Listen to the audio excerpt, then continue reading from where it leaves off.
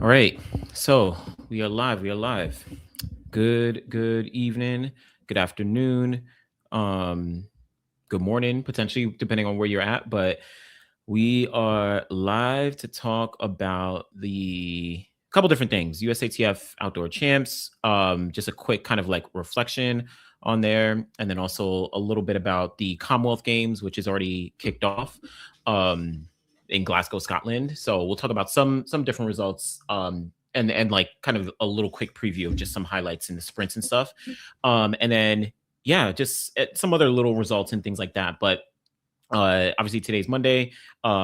Wasn't able to go tomorrow as I'm gonna be busy during the time, but wanted to make sure I can get out a quick live stream and do some initial reflections off of USA Outdoor Champs.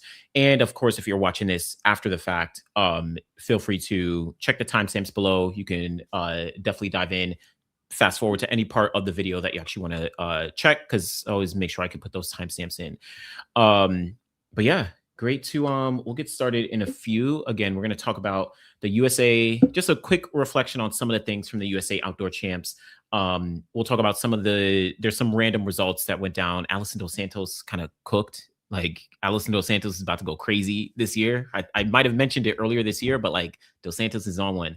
And then we'll talk about, some highlights from the Commonwealth, or what to look forward to with the Commonwealth Games. I think there was only the 100-meter heat so far. So we'll just talk about some things to look forward to. Tomorrow is going to be like the 100-meter final. So I wanted to, make sure I could talk a little bit before that actually does happen. But yeah, so we on talk. Yeah, good to see y'all. Good to see y'all. Um, yeah, Alison Dos Santos cooking.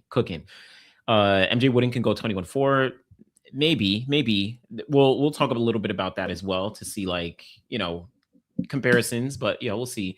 So many things happen across Europe this weekend. Crazy results. Yeah, like so many crazy results. And obviously, I was here in New York City, covering things with Citius Mag for US Outdoor Champs, so I wasn't even paying attention. I didn't even know, like, Dos Santos. I think last night I saw Dos Santos ran, whatever he ran, the 46 something. I saw like Tentoglou broke or tied the Greek national record. Like, what I'm saying? So I haven't even caught up on everything. So yeah. Big up Jamaica with the 2 early goals. And now that Hodge has pulled out of the 100, I'm looking forward to a third one tomorrow from Janelle. Yeah, we could see. Yeah, and what's interesting, I think Adeja never even had intention of running the 100. I think she always was only focused on the 200. It's just she was entered in both events. But shout out to no need to do the right. You don't have to do the right if you want to, but I'm only going to talk about the 100, 200, 400. Those are really the only events I'm going to talk about. I'm not going to go like super in depth with everything, but yeah, if you want. But we going to talk about Commonwealth in the second half. But yeah, I'm only going to talk about 100, 200, 400 with Commonwealth, and then if there's any other notable things I should look out for it, we can dive into those. But yeah, Haj is only running the 200 from my understanding. Adeja Haj, I think she's only running the 200 from my understanding. So yeah, we'll see. Okay, and I don't know. I don't think Sha'carri's scared of the 200. Like I don't know. Like I don't know. We'll talk about Sha'carri in a second. Yeah, Audrey Vero with that 50.8. Emma Zapletalova. I'm still not even 100% sure. Is it Zapletalova or Zapletalova? I don't know. But shout out to Emma. She got that 200-meter PB. Be interesting to see going into European champs. She is the clear favorite in the hurdles. What you call it? Yeah, hopefully, yeah, USA's was good. USA's was dope. So I'm glad that you got out there. Glad you had fun. Like USA's was dope. If you haven't already, definitely check out all the interviews that we got on the City Smack YouTube channel with all the athletes. You've probably seen a whole bunch of them, but yeah, definitely check those out. Yeah, some good tailwinds in the men's 100 or in the 100-meter rounds, at Commonwealth. So listen, we got some good stuff. From 2014, Jamaica won the men's hurdles with Demario Prince. Oh, okay, with Demario. Wait, from 2014, Jamaica won the men's hurdles with Demario Prince winning today. Got you. Okay, cross-check me. Jamaica won in 2014, and then Demario Prince won the hurdles today, if I'm reading that correct. That was like the last time that Jamaica won the hurdles at the Commonwealth Games, if I'm reading that correctly. Am I okay physically after USA's? Yeah, I mean, I'm tired, but it was cool. This was the first time ever that I didn't have to travel for USA's because I live in New York City, so it was like I can just go up to Icon Stadium instead of going all the way, yeah, to Eugene. 2022. Well, no, I wasn't at USA's in 22, 23, 24, 25, all Eugene. So much better. But yeah, a little tired, but it's things are it's good. I'm actually good. So yeah. Um Geraldine Frey, I think her name is 10 Yeah, I forget. But yeah, she ran 10.96. Is that she's from Switzerland, right? She at the Swiss national champs, if I'm correct. Geraldine Frey. Maybe I'm getting who I'm wrong, but I know the woman who won the Swiss champs ran 10.9, if I'm correct. But that could be who it is. I forget the name. Okay, yes, that's who it is. Yeah. Okay, Swiss national champs. That makes sense. Okay, all right. So let's see. Oh, and yeah, we could just quickly note this. Like, should the trials remain in New York? I mean, for me, biasly, I would love them to, but like, also, the logistics are not that great. Getting to Icon Stadium in the city from anywhere in the city is not easy at all. Again, even for me, like I live in New York City, but getting to Icon Stadium is just not easy. I didn't go to it, but from what I understand, the concession stand situation wasn't great. So I don't know. I would like to see it in off years, but like I don't know. It is what it is. Oh yeah, dynamics. I'm gonna get to I'm gonna go up to your comments at the top before I started up. Rashid Broadbell won the last 110 hurdles at Commonwealth Games. Jamaica has won the last 4 110 hurdles in a row. Got you. Okay. Okay, so yeah, you said who were the 8? Hold on, I actually noted it down, but who were the 8 guys who got let me see. Who were the 8 guys that got automatic buys to the men's 100? I noted it down real quick. Let me see. So for the 100, oh, you had Ajayi, he got automatic buy. You have GIF, Leo Lela, he got automatic buy. Akeem Blake, Fernando Minyala, Jerome Blake, Emmanuel Esime, and Lockie Kennedy. Maybe and I think Eddie Nkedia got another one. I didn't note him down, but yeah. So those are the guys: Ajayi, GIF, Akeem Blake, Omanyala, Jerome Blake, Emmanuel Esime, Lockie Kennedy, Eddie Nkedia. Unless Eddie ran yesterday, but I could be wrong. But I think Eddie got the buys. And yeah, I know you said I hate the buys they're giving to athletes. Okay. So Eddie ran the heats. Oh, so then maybe it was only 7 guys who got a buy, but I don't know. But I hate the buys that they're giving to athletes. I mean, I don't know. I think I don't know. They've done it before at Commonwealth Games, but like I don't know. I don't know. I guess I'm a little mixed. Maybe not. 3 rounds. I don't know. It's tough when you don't have. It's the Commonwealth Games. I guess I'm not like I'm indifferent a little bit. I'm just like, yo, let these athletes compete. Maybe I'll think about it when we talk about the Commonwealth Games. I'll dive into it. Let me just dive in real quick. Need the trials in Austin, Texas, on that unethical flip track. Let's see. So 2 lines for the concession stands for hundreds of people, and when Noah was out there signing autographs, it was literal chaos. Yeah, it was kind of crazy. And just like the first couple days of USA's could have had much better attendance in terms of like the crowds. I think they should have brought like student groups or camp groups or whatever out. Like, I don't know. Oh, they've never done it at Commonwealth Games, only European champs. Oh, okay. So then I got things confused, but hey. Yeah, okay. So I know you're talking about the seating with the 100 meters. We'll dive into that in a second. But let's see. Okay, so let me just dive in. The only 2 things, I know there's a trillion different results, but 2 things I did just want to highlight. Shout out to Alison Dos Santos. He won the 400-meter hurdles at the Brazilian champs in 46.48 seconds. 46.48 seconds for Alison Dos Santos is massive. Is absolutely massive. I think that's his second fastest time ever. Actually, I'm going to cross-check this right now. I think that's his second fastest time ever because he ran 46.2 seconds all the way back in 2022. And of course, that was his personal best, made him number 3 excuse me, number 3 all time. And like, so yeah, that this is Dos Santos' second fastest time ever. So he ran 46.29 back in 2022, and now he ran 46.48 seconds. So that surpasses whatever his next best time was, literally 46.63. Listen, I said this a little bit earlier in the year, around the time where he did those Chinese Diamond Leagues. He beat out Warholm twice, and he ran extremely fast. I was saying that I would not be surprised if Alison Dos Santos ends the year possibly close to that 46 second barrier, potentially in that 45-second range. Like, it would not surprise me if we got to the end of the year and Dos Santos either surpasses what Rai Benjamin has done or gets close to it. It wouldn't shock me if we saw a world record in the 400 hurdles this year, right? Like, yeah, it really wouldn't shock me. And again, it goes back to the idea that Dos Santos is significantly younger than Warholm and Benjamin, right? Warholm obviously is the oldest. He's 30 years old. And then Rai Benjamin is oh, actually today, right? Shout out to Rai Benjamin. Happy birthday. He's 29 years old.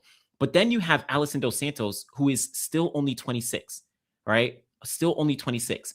He is drastically younger than both of them, drastically younger, and he is making progress. He kind of had a big jump up because he was riding on the coattails of Karsten Warholm and Rai Benjamin. But like, if anything, he's kind of coming into his own. And yes, he did improve his flat speed this year. I think it's one of his first, well, not only his 400 flat speed, but also his 200, right? Because he ran at, I guess, the Tom Jones Memorial or something like that. And he ran the 200 and the 400, and he got drastically faster. And we saw what he did last year in Grand Slam, where he ran the 400s as well. So listen, don't be surprised. Yes, 8th fastest time all time as well. Like, don't be surprised. Don't be surprised if we see, again, I'm trying to like tread lightly when I'm making specific time predictions, because I feel like it's getting too hard to say like, oh, an athlete is going to run this time or whatever. But I just know that Alison Dos Santos is very much on pace to at least beat his personal best of 46.29. I think that should not be a shock if he does this again. You know what I'm saying? So, we'll see. But shout out to Dos Santos, big performance. And yeah, appreciate you for jumping in. Yep, catching it live. And again, if you're jumping in, check the timestamps below if you're watching this afterwards. So you could always pull up. But other thing I did want to note is just Miltiadis Tentoglou, 8.66 meters. This is just a big, I really appreciate Tentoglou because I see him as one of the greatest long jumpers of all time. And he, of course, went through some setbacks over the past couple of years. My bad for the ads, if they're coming up. If I don't know when YouTube places them and different things like that. My bad. But shout out to Tentoglou. 8.66 meters, national record. His previous best was 8.65 meters. And like, the Greek record was, I forget what year it was, but it was over maybe like 15 years ago or something along those lines. So it's crazy because Tentoglou had been so dominant in the long jump, but the fact that he had not gotten the Greek record was like, wait, what's going on? So for him to tie the Greek record here, big performance. And I think it just highlights he is back, and definitely better than he's been previously. And I think he's definitely going to be one to look out for. So listen, shout out to or definitely one to look out for in terms of hitting some higher farther marks and things like that. So shout out to Miltiadis Tentoglou and his performances here.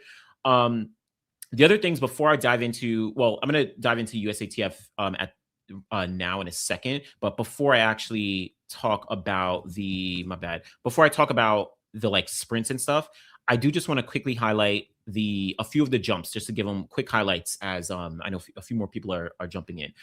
But just in terms of Tentoglou, yeah, at this point, I'm expecting 840 to make podium at Europeans because the field is stacked. Yeah, man. And I'm glad that I don't know his form. I was going to say Mattia Forlani. Obviously, he came back from the injury and all that. I wonder if he's going to I wonder how he'll do at Europeans. But we saw this from Tentoglou. We saw Sarah Boykov. He just jumped, and I'm forgetting now, but he just jumped his personal best. He jumped his personal best a few weeks ago, but then at the whatever it was, his national champs, he jumped just behind his personal best. What I think 8.46 meters, something along those lines. And then you like Europeans. Obviously, you have Simone Ehammer. You have like so many guys, so many guys. Okay, 8.49 meters from Sarah Boykov. Yeah, so it's crazy. It's crazy, and I'm Europeans is going to be crazy, and then yeah, Europeans is going to be crazy. You have Balde, right? Like, man, long jump at Europeans is going to be absolutely insane, absolutely insane. Um, Okay, so yeah, I just what did I say? Just Dos Santos and Tentoglou. Yeah, there were so many different performances. I want to make sure I can go through USATF and just some reflections and also Commonwealth Games. At the end, we can circle back to some other things that did go down. I had some other things noted as well, but it would have been like it would have been just so many different things. I know that who is it? Andy Diaz, he jumped the world lead in the triple jump. Uh there was a guy, the French 400 was really good. I forget his name, but the guy who won it ran like 44.2. Again, the Swiss woman in the 100, she had run 10.9. Who else am I thinking of? And I forget who was second at the French champs. There's a guy from Germany, or is it Germany?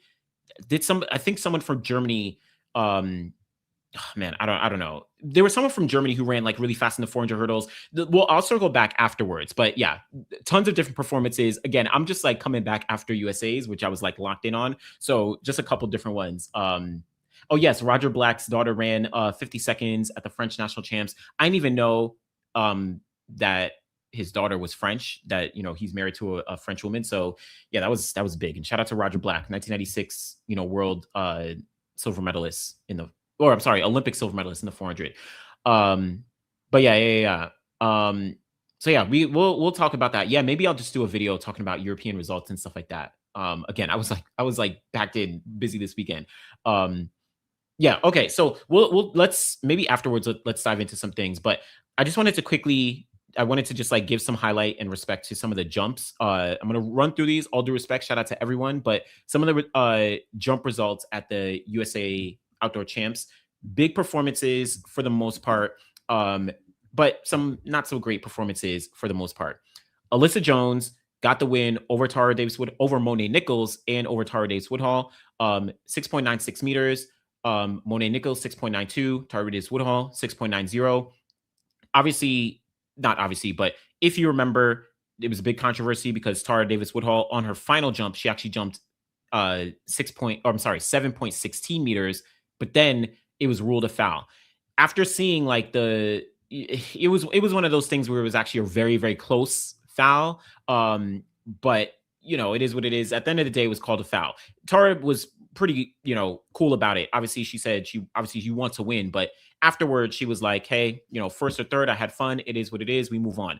It is notable because this is Tara's first loss since 2023, the Budapest World Championships. This is the first loss that she's ever had since 2023. So almost a full 3 years since she's lost a competition, which is crazy in the long jump. So shout out to Tara, but shout out to Alyssa Jones. I can hear that. I hate that Alyssa didn't get her moment to shine. Yeah, I mean, it was, I don't know. Well, yeah, no, because it was a little bit after. I was still in the mix zone. I actually was talking with Melissa Jefferson-Wooden.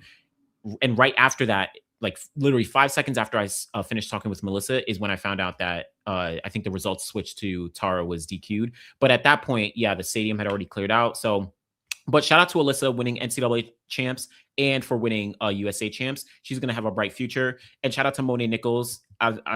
She's been having such a consistent year, and yeah, like she's been having a very consistent year. So shout out to Monet Nichols for what she did here, getting second place. After that, we did have just a quick shout out to the women's triple jump as well. Nothing, I mean, the performances were not that great, but shout out in terms of like holistically, right? But Andre, she was able to jump 13.94 meters for personal best. Kayla Woods, she's been, here for a little bit, for a couple years at this point now, but 13.75 for personal best. And then Pinkard in third place with 13.48.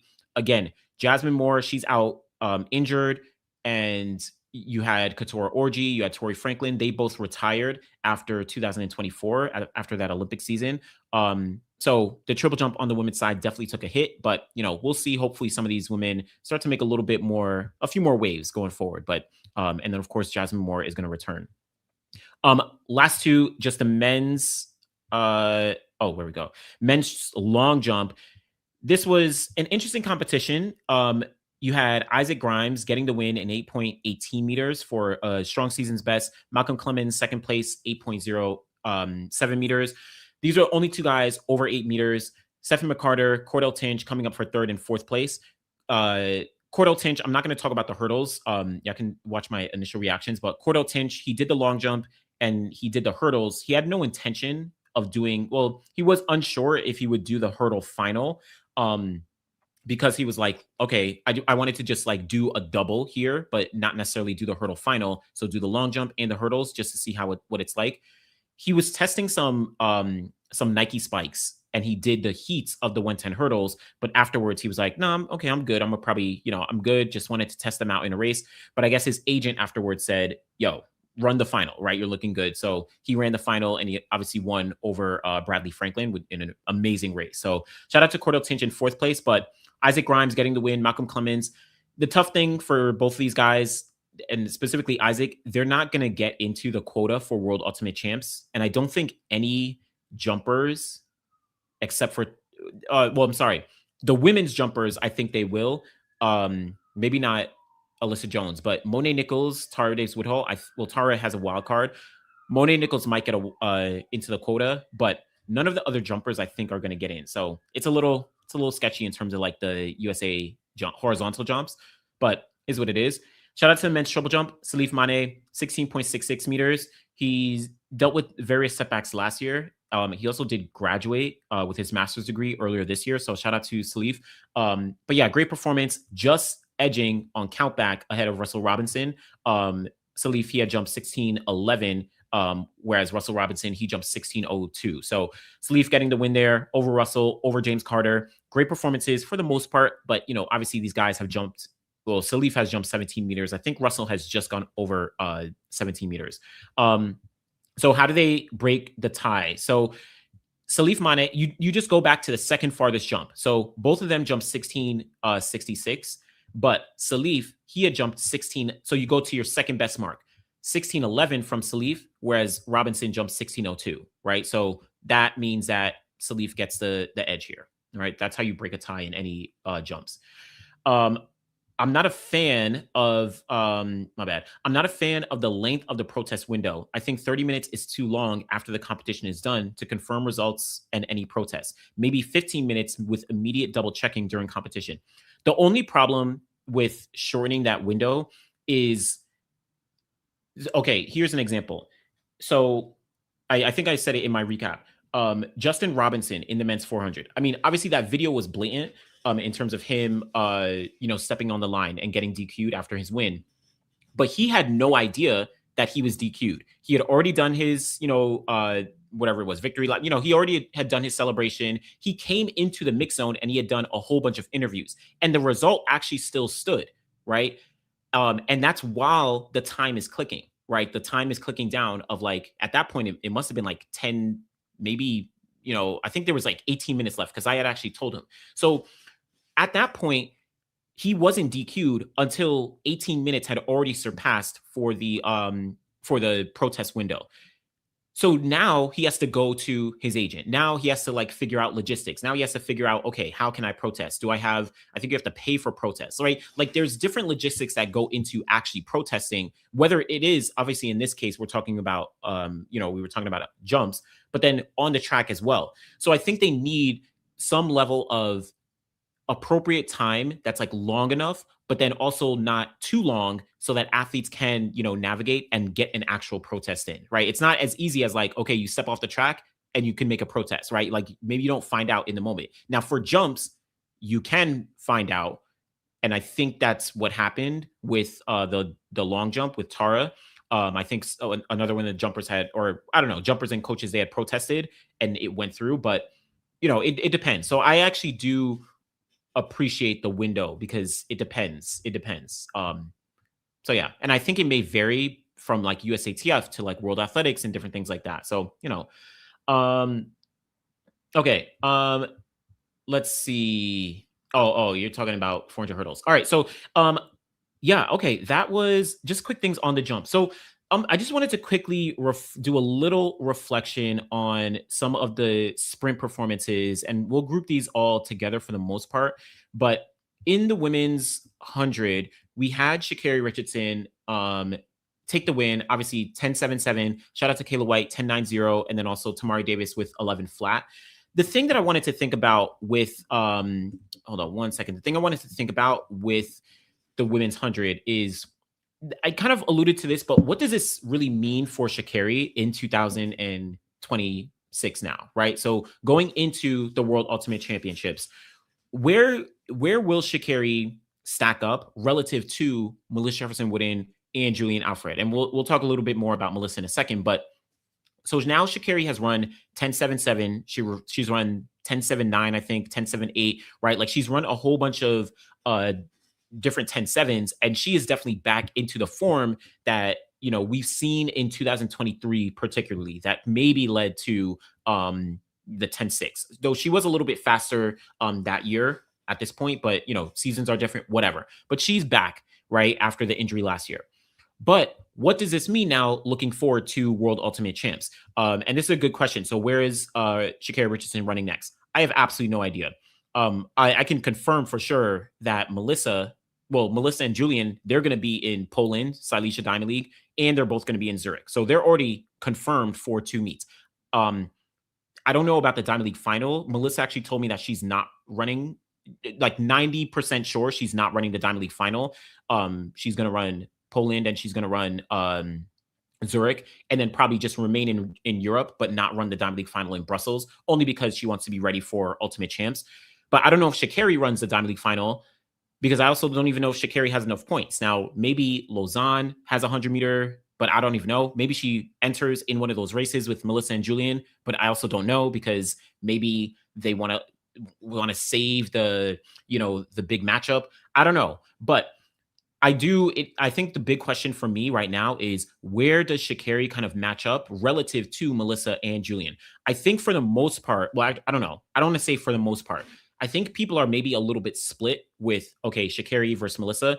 I was going to say for the most part, I think it's hard to make a case for Sha'carri over Melissa as it stands right now. Not saying that Sha'carri isn't, capable of getting to a point where she can beat Melissa, but like, I don't know, all the evidence on paper just trends in Melissa's direction based on what we saw last year, based on what we've seen this year. We've already seen them go head to head, based on the fact that Melissa has a faster personal best, based on the fact that Melissa in the 200 has reached another level. So like, I think it's hard to make an argument for Sha'carri over Melissa as it stands. Even with Julian, maybe there's a better argument, though I personally would say that as it stands, because Julian won the Olympic gold, because she's coming off a stronger 2025, because obviously she stepped up in 2026 with the 200, right? Like, there's things that are trending in that direction, but obviously that isn't to demean Sha'carri in terms of her talent, right? She's capable of getting to that level. But as it stands now, I mean, it's like Melissa, Julian, and then Sha'carri kind of comes behind them. But we'll see. But yeah, I guess that's a question that I'm kind of looking at. She's in a very good position now. She's definitely returned to her form from 2023 to a degree, even 2024 early on. But is that going to be enough? And is she trending in the direction where, is she trending in the direction where it's like, all right, I'm ready to get to 10.6, but then are Melissa, let's say Melissa, because Julian obviously hasn't run 10.6 yet, but is Melissa then going to, I guess, quote unquote, take a step back, or is she just also trending upwards? Right? You know what I'm saying? Like that's the question to kind of look at, but we'll see. We'll see. I know that, yes, my guess is Sha'carri will be entered in a race to get points. But yeah, that's the thing though. I'm just unsure. So let me just look up Lausanne Diamond League, because I don't even know, they could put one in here. I'm just not sure if the Lausanne Diamond League has has 100 for the women. I don't think they do. Let's just see. Hold up. Let's see. So for the women, the Lausanne Diamond League does not have 100. It has a 200, but not 100. So if she's not running Lausanne, then she definitely is going to be running. Well, actually, let me not say definitely. I have no idea. I assume she's going to be running in Poland or Zurich, but that's where Melissa and Julian are running. They're confirmed. And I wonder, just like on all the politics of it, of like maintaining the anticipation for a matchup and like, trying to demand as much money as possible, will they actually put Sha'carri into one of those races? Again, Poland or Zurich? I don't know. I don't know. It's a question. So we'll see. And yes, for Diamond League points. And yeah, that's for Diamond League points. But again, I also don't even know if Sha'carri wants to run the Diamond League final, right? Maybe she wants to just run Ultimate Champs. Because again, Melissa Jefferson-Wooden is not running the Diamond League final. She told me she's not running it. So because her focus is Ultimate Champs. So I don't know. And I don't think Sha'carri, and I'm going to get to some other comments too. I don't think Sha'carri has to run because let's just I'm pretty sure she has enough points for Budapest. I'm like pretty sure she's already set. Yeah, Sha'carri Rcihardson is ranked number 4. She's good. Like she can run nothing else and she's set for Budapest. Again, now Diamond League final is a whole different question. If she even wants to run it. Yeah, she's 4th. So she doesn't have to run anything else at this point. Like no one is going, like once you get to like this top, well, let's say obviously Melissa and Julian have the wild cards.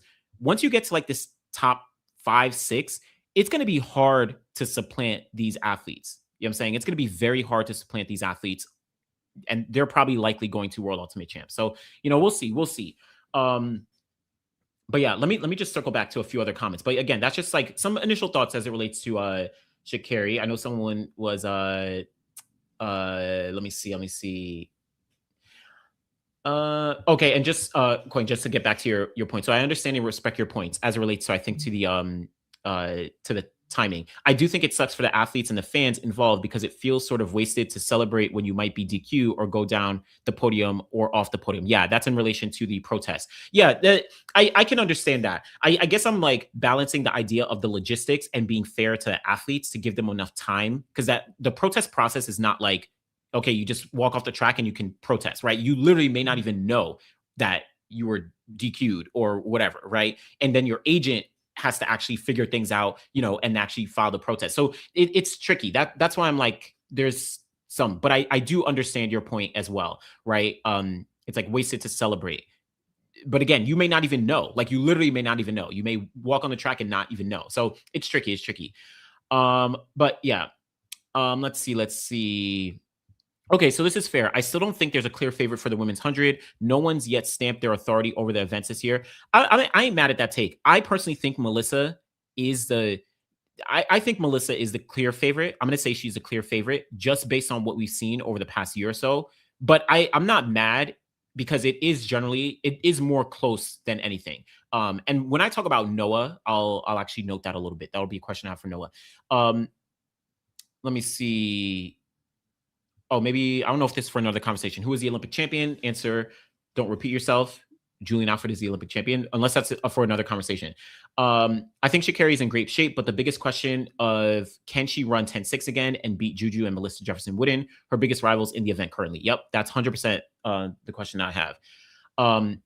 Lausanne has, okay, thanks. Lausanne only has 200. Silesia and Zurich have 100 before the final. Yeah, so that's why I'm unsure. Like, I don't know. And again, Melissa told me that she's not running the Diamond League final. So maybe Sha'carri is doing similar and she'll enter in Zurich and Silesia or something. I honestly have no idea about Sha'carri. And we didn't get a chance to speak with Sha'carri this weekend. So, I don't know. Yeah, I'd love to see Sha'carri run against some really good competition before Ultimates. Same. I want her in one of those big fields. Melissa should be the favorite. Beat Sha'carri, won the most recent championships. Not really a question. I agree. But I can understand a different point of how it's relatively could be close, right? Let's see. Okay, so Sha'carri has not achieved close to what she should have in the 200. Yeah, she has a lot of potential. Obviously, she has that windy 21.6, but her best is still 21.9. And I just don't think this year she'll take the 200 seriously. I think she's focused on the 100 just as a rebuilding year. Melissa has 100. She's a favorite. She has a faster PR than the other two, has been undefeated for the 100 for the last 2 seasons, and she's a reigning champ. Completely agree. 100-meter wise, I agree with these rankings. Melissa Jefferson-Wooden, Julian Alfred, Sha'carri. Yeah, I agree. Let me see. Yeah, but what about the 200 for Sha'carri? I just think she's probably not like focused on it. I just think she's focused on the 100, especially as this year is maybe like a rebuilding year. Obviously, she did the early season 200s, but it's like I think those were just support for what she's planning to do for the rest of the year. So, but again, I have absolutely no idea. You know what I'm saying? Like I have no idea. Okay, you say it has to be Juju. Curious why. And then is Hodge running the Diamond League in Lausanne? I actually don't know. I don't even know if Adeja Hodge is going to run after Commonwealth Games. We'll talk about Commonwealth Games in a second, but it's a good question. I've absolutely no idea. Um, so yeah, we'll see. We'll see. Until Melissa Jefferson-Wooden is beaten, that doesn't change. She's been undefeated in the 100 for almost 2 years now. Yeah, literally, right? 2024 is the last time she lost in the 100. And yeah, it's like, you know what I'm saying? And she just came off a 21-6. Yeah, that's the thing. She's getting better at 200. Okay, yeah, 200 is not her signature race. I can't say Melissa Jefferson-Wooden is a clear favorite because it's not a guarantee that she's going to exactly repeat last year, and she doesn't have enough cushion to fall back, and still be on top of everyone. That's fair. That's why it's fair. I can understand the argument, even if I disagree. I can actually understand this argument because if on paper you say Julian Alfred is going to be better in the 100 because of what we've seen in the 200, then if you say Sha'carri Rcihardson is back in the 100 because of all the 10-7s and she's trending towards that 10-6, then it just makes it much closer for Melissa Jefferson-Wooden. But the thing that you have to think about is imagine everything remains static, right? Imagine everyone just progresses at a similar rate, right? Then you would have to assume Melissa, you would just have to make assumptions, right? You'd have to assume Melissa is going to trend backwards because at baseline, she's run 10.61 seconds. So like Sha'carri would have to improve by 4/10 of a second. Oh, I'm sorry, 4/100 of a second. Improve her personal best by 4/100 of a second just to match what Melissa did last year, right? And that's with no improvement for Melissa. So that's why I'm like, it's hard to extrapolate out and say that Melissa is not the favorite because just on baseline talent with making zero improvements, she's already faster than Sha'carri at her best. But then if both of them improve, Melissa is still already faster. Now, the argument of like Julian versus Sha'carri, there, I can actually have a lot of, I can hear that for sure. And I could teeter on that because Julian hasn't run sub 10-7. And yes, she's done really well in the 200, but we have yet to see that translate into the 100, into a 10-6 in the 100. Now, I think it definitely will. And she has a bunch of windy 10-7s, like into a headwind, right? 10-7s, which convert to 10-6. But like, I can entertain that argument. It's just harder for me to say that Sha'carri is ahead of Melissa. Like it's just harder for me to say that on every argument you can make. You know what I'm saying? But again, I can respect it for sure. I can definitely respect it. So yeah, Melissa's looking like when she's on, you're gonna have to take it from her. So yeah, exactly. Oh, and we'll talk about Melissa right now, actually. The thing is, Julian, my personal favorite, has been due for something big the past 15 months. Melissa Jefferson-Wooden already did the big a few times last year, and this year is already just as fast as last year, which is nuts. Yeah, exactly. It's like, and that's why I still have Julian of like, obviously ahead of Sha'carri, because it's like, something is going to happen, right? Like, I feel like something is going to happen, but I do feel like all three of them are insanely talented. And so, yeah, we'll see. But the other thing to just quickly note is with Melissa. So I'll just put this up. I think this might just be for the case. I'm not too concerned about the results, but with Melissa in the 200 now, so she ran 21.69 to get the win in the 200. And this, obviously, it wasn't close. But the thing that I'm thinking about with Melissa is, can she challenge? The first thing I'm thinking about is, can Melissa Jefferson-Wooden challenge Julian Alfred? Will she challenge Julian Alfred in the 200? That's like my first question, because Julian Alfred has run 21.5. 21.51 is crazy. Julian Alfred ran 21.51. Obviously, she's trending towards World Ultimate Champs. You know, she is peaking towards World Ultimate Champs. Like that's where I'm looking at, because I'll admit I didn't expect Melissa to run 21.6 here. I expected like 21.7 to 21.8. But she definitely exceeded, what I expected here. And the way she executed was beautiful. But that's the question I have. Like, can Melissa Jefferson-Wooden challenge Julian Alfred in the 200? Obviously, as it stands now, like, you would say no, because Julian, like, if I'm just picking, obviously they're going to race hundreds in Poland and in Lausanne. I'm sorry, Poland and Zurich. But if they race the 200, like, I'm not picking Melissa over Julian in the 200, right? Like, Julian in the 200 is otherworldly. She ran the 21.5 and she ran 21.6. over the course of a week. Whereas Melissa in this championship setting, she ran 21.6 solo, but like, 21.5 basic. Nah. So I don't know. That's my question though. Can she actually challenge Julian Alfred? Like, what is the trajectory for Melissa Jefferson-Wooden towards the end of the year? Are we looking at, okay, she's going to get to 21.5? And I guess it's a similar discussion as I was saying with like Sha'carri and Melissa. I guess I'd have to assume that Julian won't make improvements, right? Because if Julian improves, she's about to be at 21.4. If Melissa improves, okay, she's trending towards 21.6 low to 21.5. So we'll see. We'll see what that actually means. But that's one question that I do have. And yeah, so same. Didn't expect 21.69 massive. There's a few other things I have to note with Melissa, but you said if Julian is healthy and doesn't die through the rounds, she is by far the most talented in the 200. Oh, and actually, this reminds me of something. I have it noted down, but Julian was steamrolling that 21.5, which is crazy.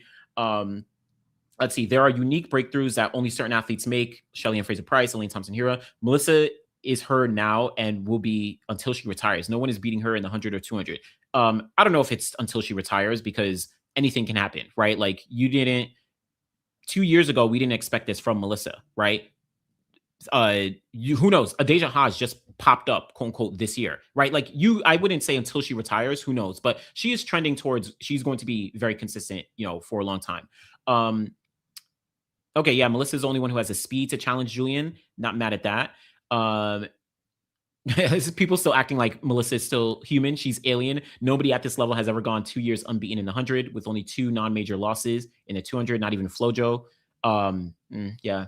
Oh, your comment at the top. My bad. Let me see. Hold on. Let's see. Let me see what you said at the top. Oh, that Melissa Jefferson-Wooden performance at USA's was so smooth. Beautiful run.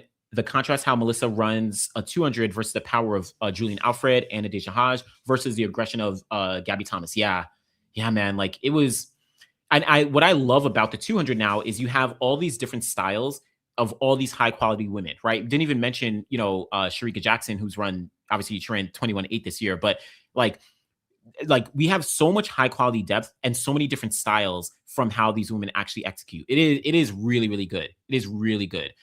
If you're someone who's coming up as a sprinter, as a young sprinter, you have so much to pull from in terms of like learning technique, learning different styles, depending on your body type and how you execute. You can like pull from all these different women and get a really good gauge on like how you can, succeed, which is really, really dope. So yeah, that's actually really, really cool. Let's see. If Melissa runs close to the inside line, she can run 21.5. Yeah, maybe.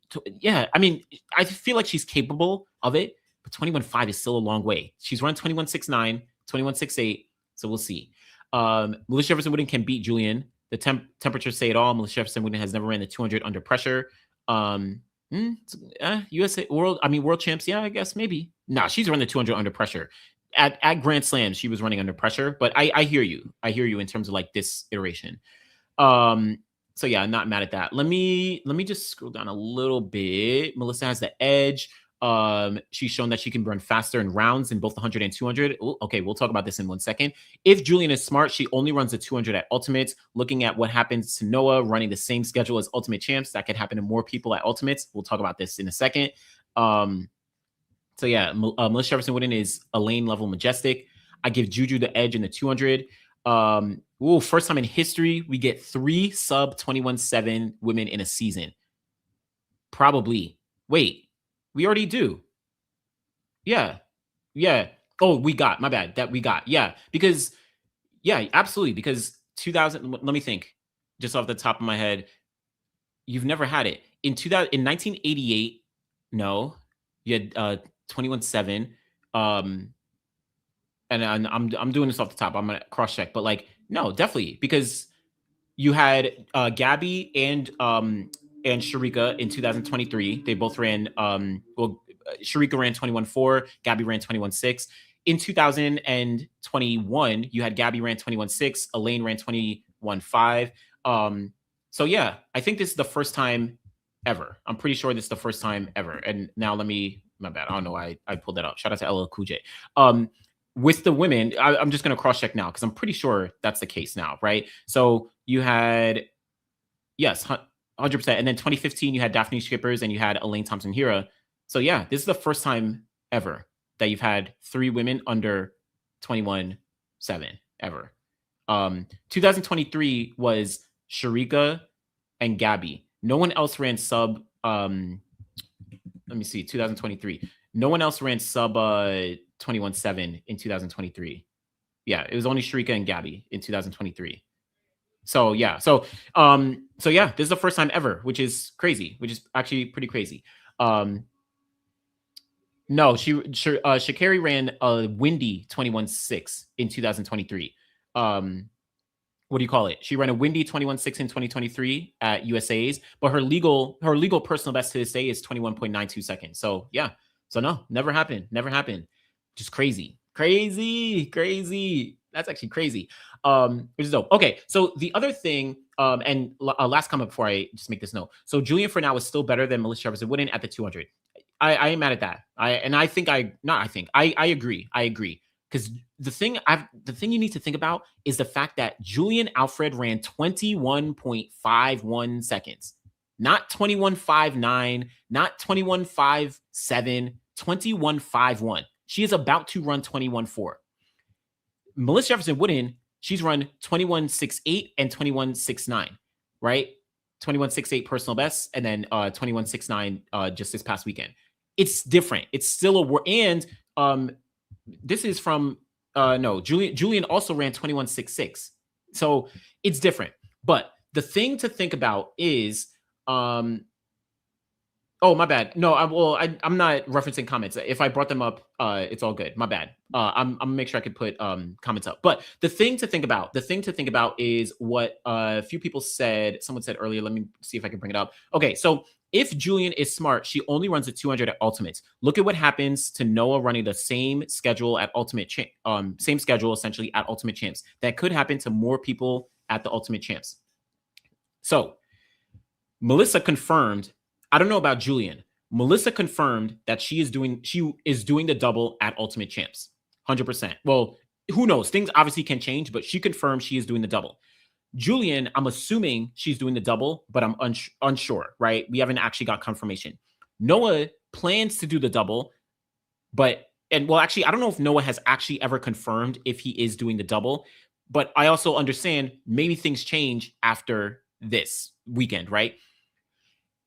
Gabby Thomas is only doing the 200. That's the only thing she's doing at World Ultimate Champs. So all of this is to say the schedule at World Ultimate Champs, because it's only 3 days long, so everything is crammed together. Yes, you can do the 100, 200 double, but it's not going to be easy because of, yes, I guess Noah is was a person in terms of like he cramped up because of how tight that schedule is. Do people change what they actually do at the World Ultimate Champs, right?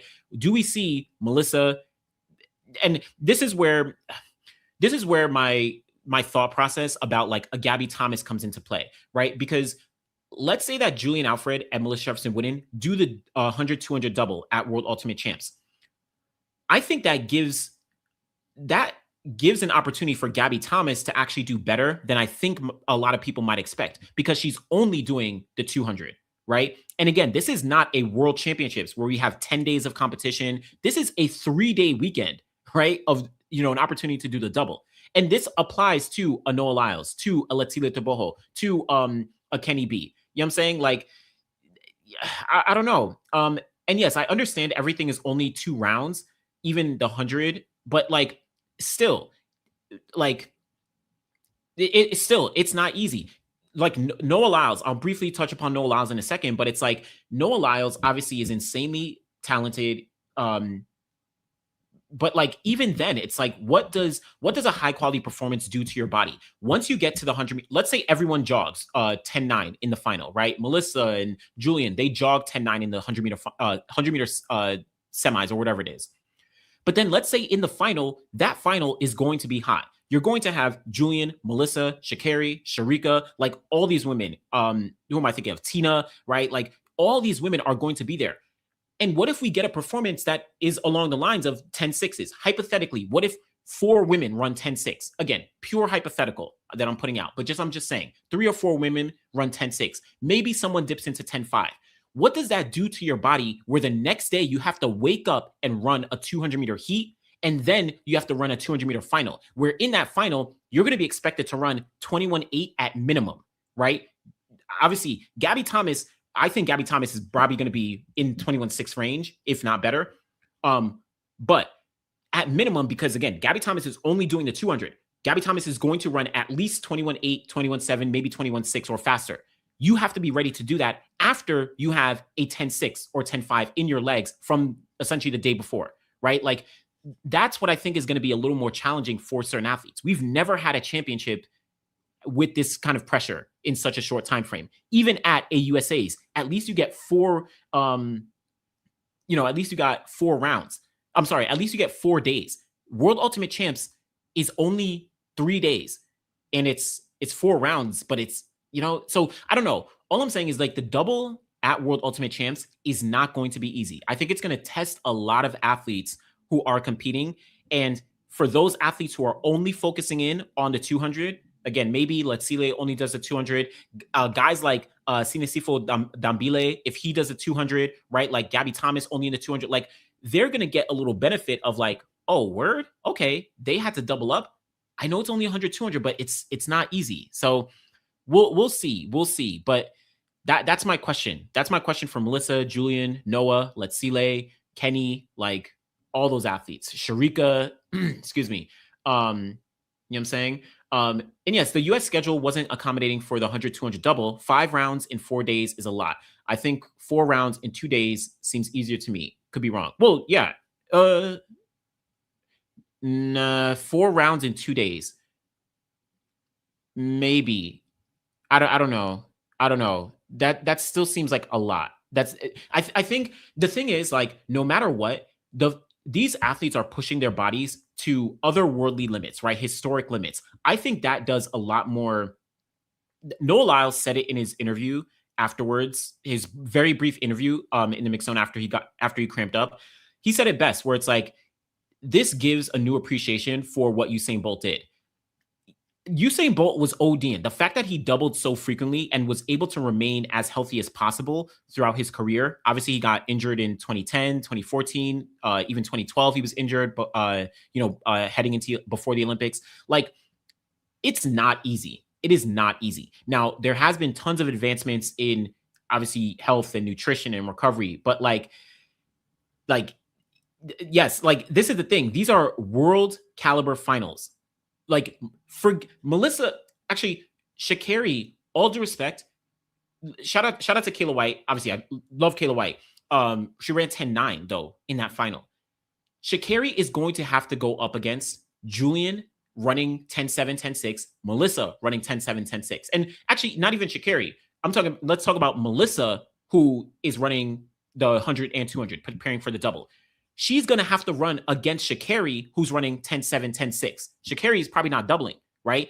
And she's going to have to run against Julian, who's running 10.7, 10.6. Who knows what form Tina Clayton is going to be in there? Who knows what form Sharika Jackson is going to be in when we get to Ultimates? That's what you're going to have to compete against, and then wake up the next morning to do it all over again, right? Like, it's different. It's different. So I don't know. I don't know. It's a thought. So yeah, hope these doublers only do one event. Need everyone healthy for an epic 27, 28 when schedules are better. Agree.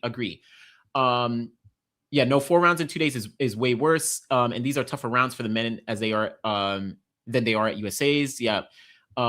Very fast. Why do you think the women's 100 and 200 are open? Secret. Oh no, you're talking to someone else. My bad. I see you tagged them at the end. Noah should try and PB in the 200 at Diamond Leagues and only do the 100 at Budapest. Actually, I ain't mad at that. And I did say earlier this year that I think Noah, I believe I was a little more conservative in Noah's 100. I was actually surprised to see him run the 9.79.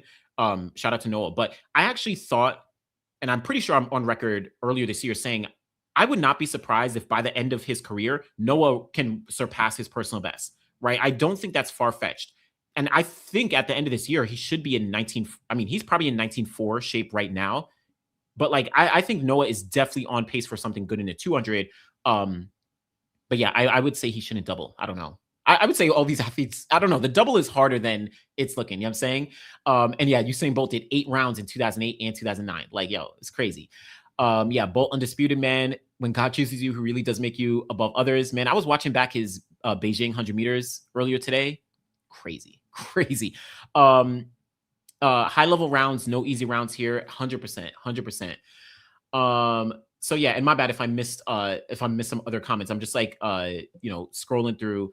Yeah, okay, this is actually a good point. The money is why they want to double. It's very true. It's very, very true. Yeah. But it is risky doubling up. You know what I'm saying? It is risky.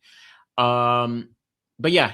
So yeah, let's see. Okay. Oh, you said Aaron proved me wrong when it comes to Quincy running the 46. I mean, sure. Listen, it is what it is. Like, we couldn't predict what Quincy was up to, still dealing with injury. Shout out to Quincy Hall though.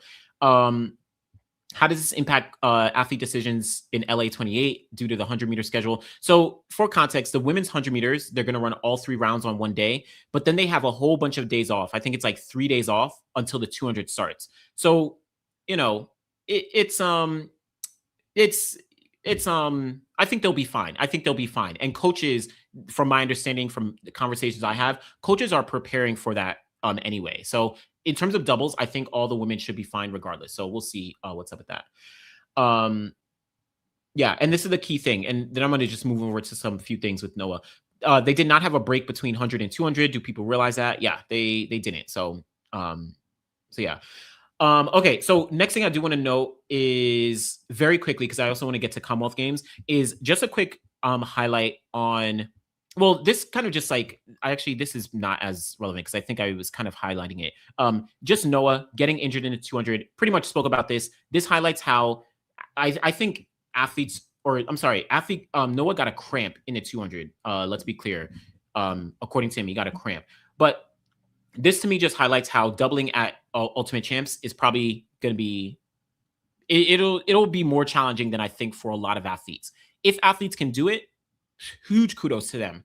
But it's going to be tough. It's going to be very, very tough. And I wonder if for someone like Noah, an experience like this changes his perspective. I wonder if it does and changes his trajectory and, expectations. But we'll see. We'll see. And I will say, though, everyone that I spoke to this weekend was all on board for Ultimate Champs. Like, everyone wants to be at Ultimate Champs.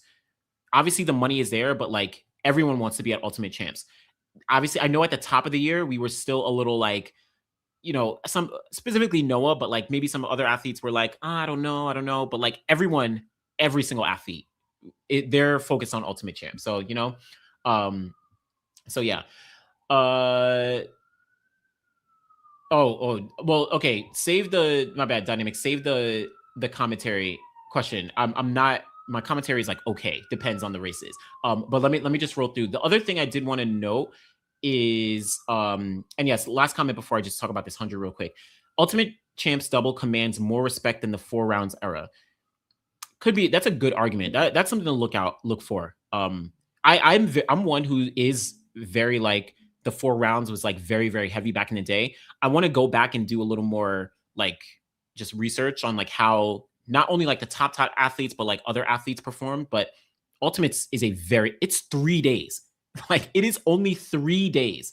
Forget a 400, 200 double or like a hurdle. Like, forget that. 100, 200 double is tough. You know what I'm saying? So, my gosh. But yeah, I do want to talk quickly about the 100, but what do you think Noah was running if he didn't pull up? I think Noah probably would have run 19.6-ish, maybe. It's so hard to like extrapolate. He did run a very good curve. But like, I don't know. It's so hard to tell. He ran a very strong curve. Brandon Hicklin was right next to Brandon Hicklin ran the best curve. And then Garrett Calland on the outside, he, ran everyone down. And what Brandon Hicklin ran what did he run? 20.2. Let me just pull this up. He ran 20.2, and Garrett ran 20.04, if I'm correct. Let me just pull up the results very quickly here. So Garrett ran 20.04, Brandon ran 20.2. I think Noah would have been like 21.6-ish, or I'm sorry, 19.6-ish, 19.7. I don't think he would have run like 19.5 1904. I mean, I could be wrong, but like, and it's so hard to just predict times. But I don't know. I don't know. He did run a pretty good curve though. But yeah, I don't know. I don't know. Um, yeah, I don't know. It was interesting. But last thing, it's so hard to predict like a time. But last thing I did want to note is just the men's 100. I noted this a little bit in my initial recap, but when it comes to the men's when it comes to the men's 100, I am interested in the idea that the top 4 guys, and if anything the top 5, 6 are all the older guys. Like all are more veteran guys. Really the top 4: Ronnie, Kenny B, Christian Coleman, Noah, Ronnie, Kenny B, Christian Coleman. All these guys are veterans. All of these guys are veterans. Noah Lyles came out 2016, 2017. Ronnie Baker, right, came out 2017, 2018, right? Kenny B came out 2019. Christian Coleman, 2017, right? Like all these guys are veterans from quote unquote a previous generation, and they swept the top 4 spots. Now, the other guys are much younger or at least came into their own in recent years. Courtney Lindsay, Brandon Hicklin, Lawrence Johnson, Zacchaeus Beard, Max Thomas. Max Thomas obviously is the absolute youngest, just came out this year. And side note, Max Thomas did very good this weekend. Shout out to Max. But I just wonder the big thing to think about, and I think Ronnie Baker kind of like exemplifies this.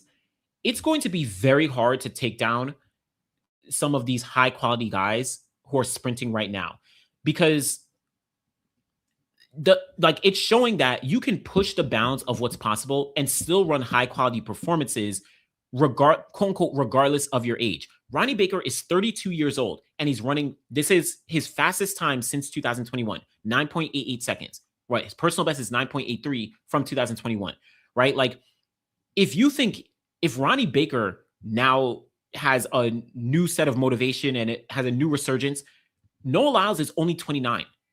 Kenny B is only 27, right? Christian Coleman is only 30, right? That's why I feel like I've been relatively consistent, but it's like, yo, there's never, I'm just not going to count people out anymore. If you've shown a high amount of talent in the past, I just can't count you out until you hit like 37 or right, like 36, 37 or something like that.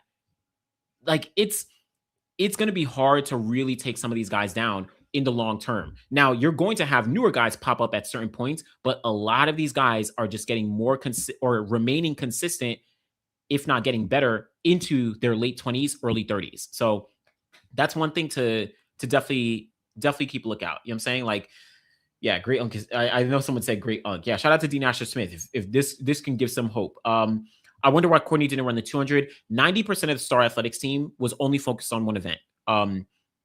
I think Brandon Hicklin and Kyrie King were the only guys who actually doubled. So yeah. If 27 is unk, what is 39? I don't know, man. But it's just crazy because Courtney Lindsay kind of is quote unquote newer, right? Excuse me. He finished college in 2023. So he's relatively new. Excuse me. He's relatively new. So, you know, it's interesting. Let's see. Oh yeah, there's different conversations going on. But yeah, that's the thing. It's like these older guys, they're making moves. So it is what it is. Respect to the men. After seeing the 100-meter final, I do struggle to imagine Kenny, Christian qualifying for future 100-meter teams.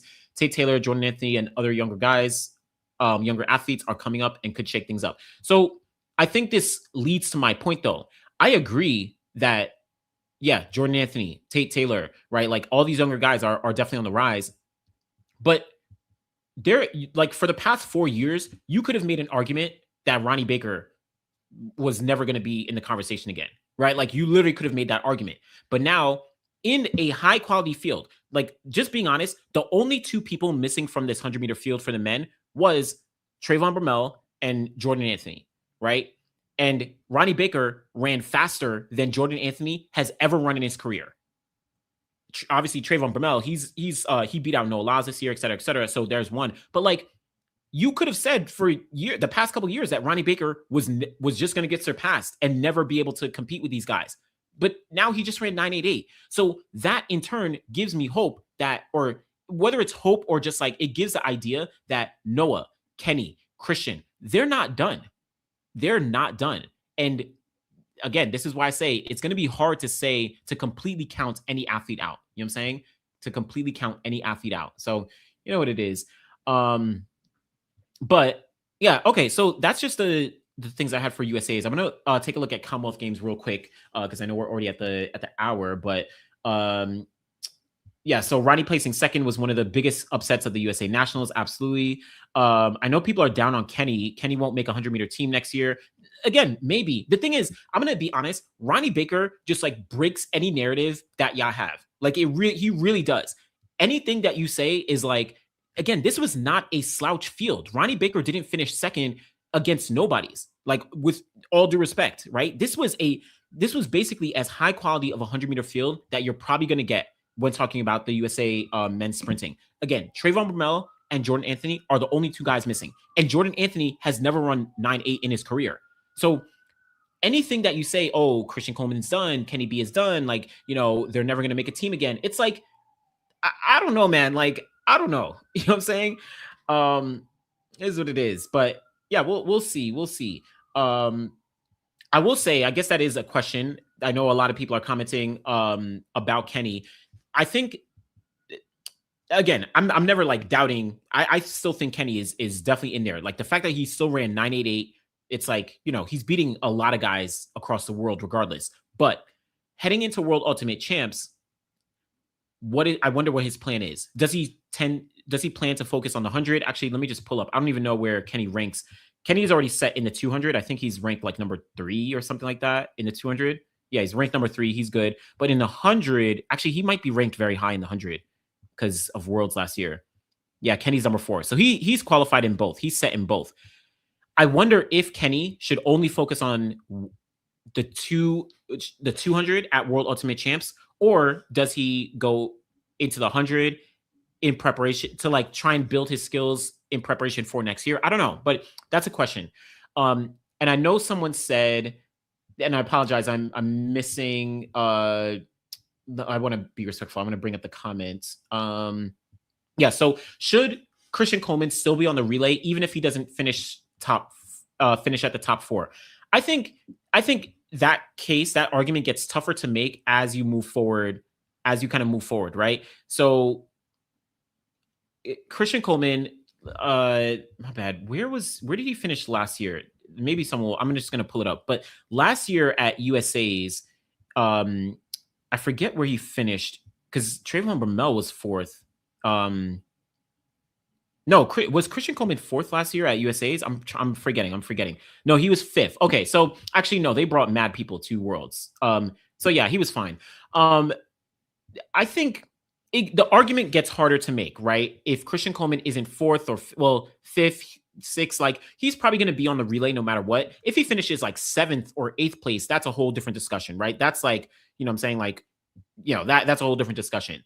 So yeah, I don't know. I think if he's like top 6, he probably still should be on the relay. And it also depends on like the time that he runs, or whatever it is. But you know, it is what it is. That would be something to look out for as we go forward. But again, just to end off before I talk about Commonwealth real quick, like you're not going to oh my bad. Hold up, my bad. I just wouldn't bet against some of these guys just because they are a little bit quote unquote older. Like, don't bet against them. Now you can, and a lot of these guys are coming, but I don't know. It's gonna be tough. It's gonna be tough. So, you know, we'll see. Yeah, Christian Coleman is still here. Please believe it. He's still here, man. He's still here. And yeah, that's the true. The relay policy. They implemented heading into LA 2028. Discussion we had about Felix, experience and health matters more than placement. Anyone can be picked for the relay. So if Christian Coleman is in good form, if he's running 9.8s and if he makes a final at USA's, and depending on who finishes ahead, it's probably likely he might still get picked. So, and yeah, Christian Coleman is still like a crazy leadoff. So we'll see. Okay, so let's see. Okay, so let me dive in because I know we've already been over an hour.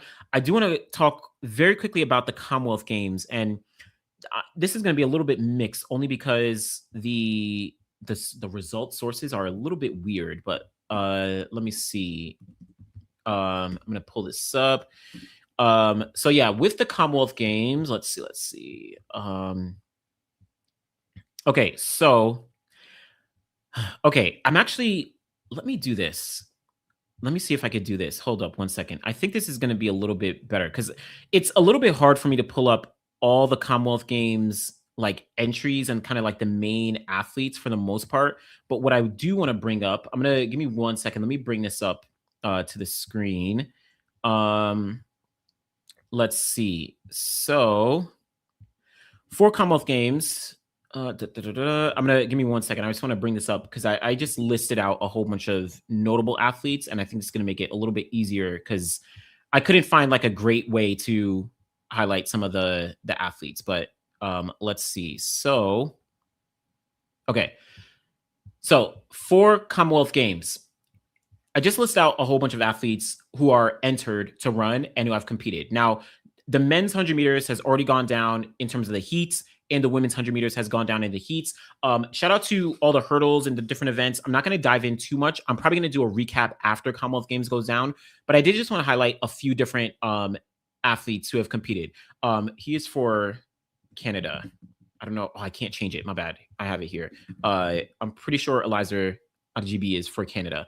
So with the Commonwealth Games, men's 100 meters, Ajayi is the clear favorite in this 100 meters. He's going to be competing 984. I really don't think there's going to be any real competition for Ajayi in this 100-meter field. You do have a few other guys like Akeem Blake, like Fernando Manyala, like Bradley Unguana has been running well. You have Laki Kennedy. GIF is probably like the toughest competition, maybe. His best is what, 987? If I'm correct, someone could cross-check me on that.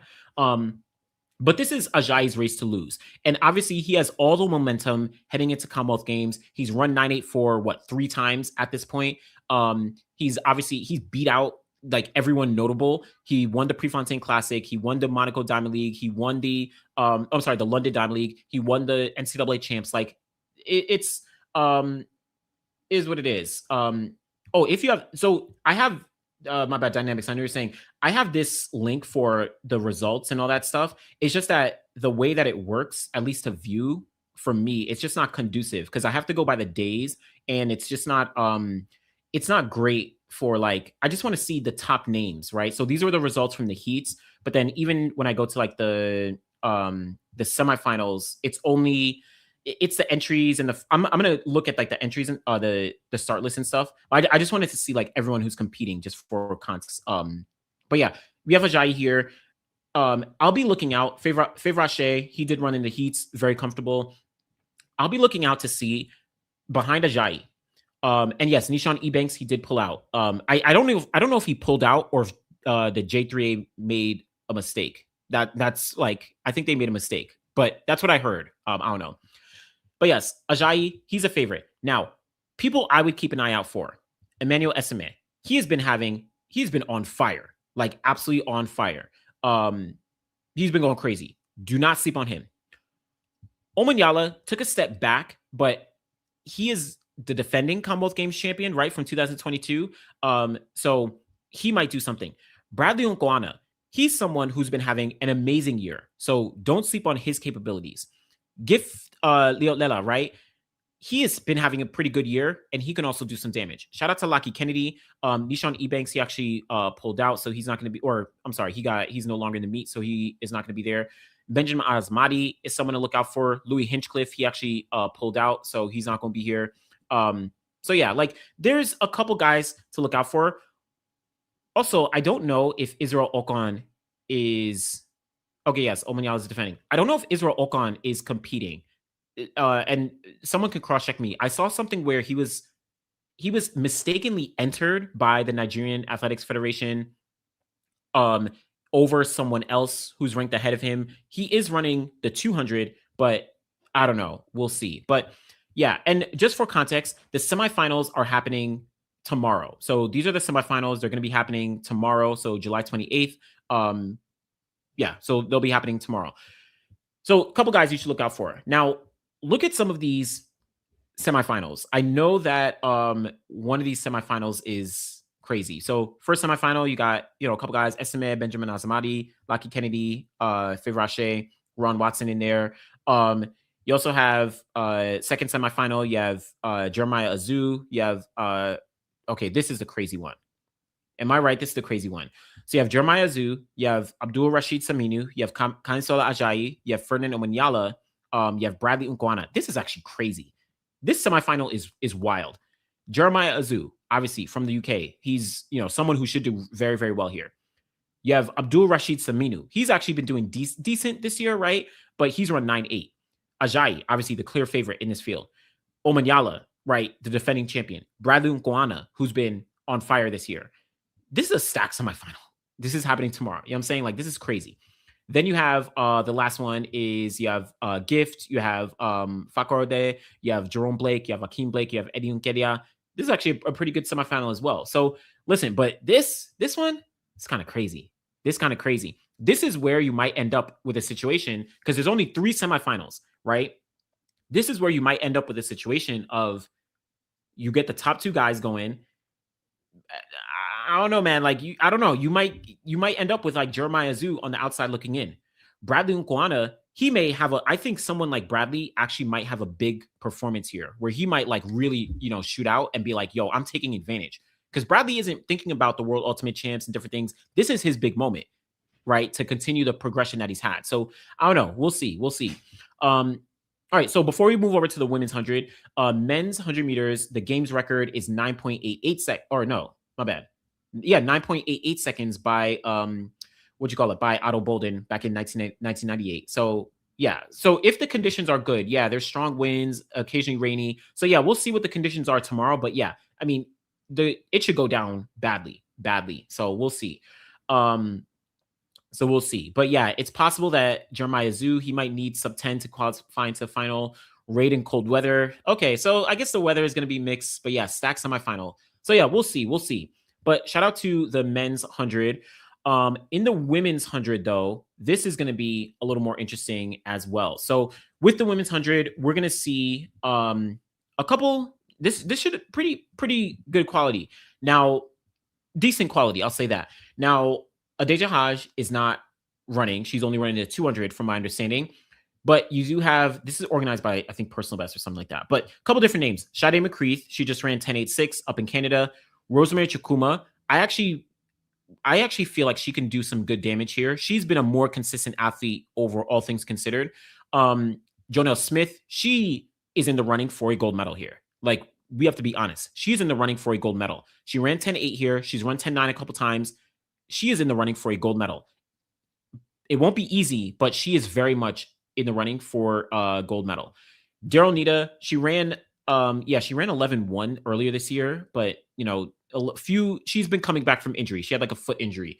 And yeah, shout out to Trinidad and Tobago. You have Michelle Liai. She's a veteran of this sport. The fact that she's still running is massive. So shout out to Michelle Liai and also Leah Bertrand as well. She's not like a veteran like Michelle, but she's someone who's been in the mix at least in recent years. Gina Bass, obviously, she's always been in the mix for a couple years now, even going back before the pandemic.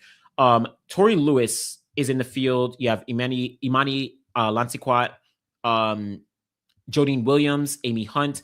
Now, Amy Hunt, I think she's looking to maybe get her a title here. We'll see. But I think Jonelle Smith might be in the driver's seat. Shout out to Audrey Leduc. I think Jonelle Smith might be in the driver's seat here. I think so. But Rosemary Chukuma, Amy Hunt is looking for a big step up. We'll see. Can Sade McCreath replicate what she did at the Canadian Champs? Jodine Williams, can she step up a little bit? Tori Lewis, she just ran a national record, so we'll see. But it'll be an interesting field across the board. 100-meter games record 10.85. Yeah, I don't know. Again, you'd have to look at Jodine Williams to get here, and this was Blessing Okabari back in 2014. Yeah, you'd have to look at Jodine Williams, excuse me, to get here.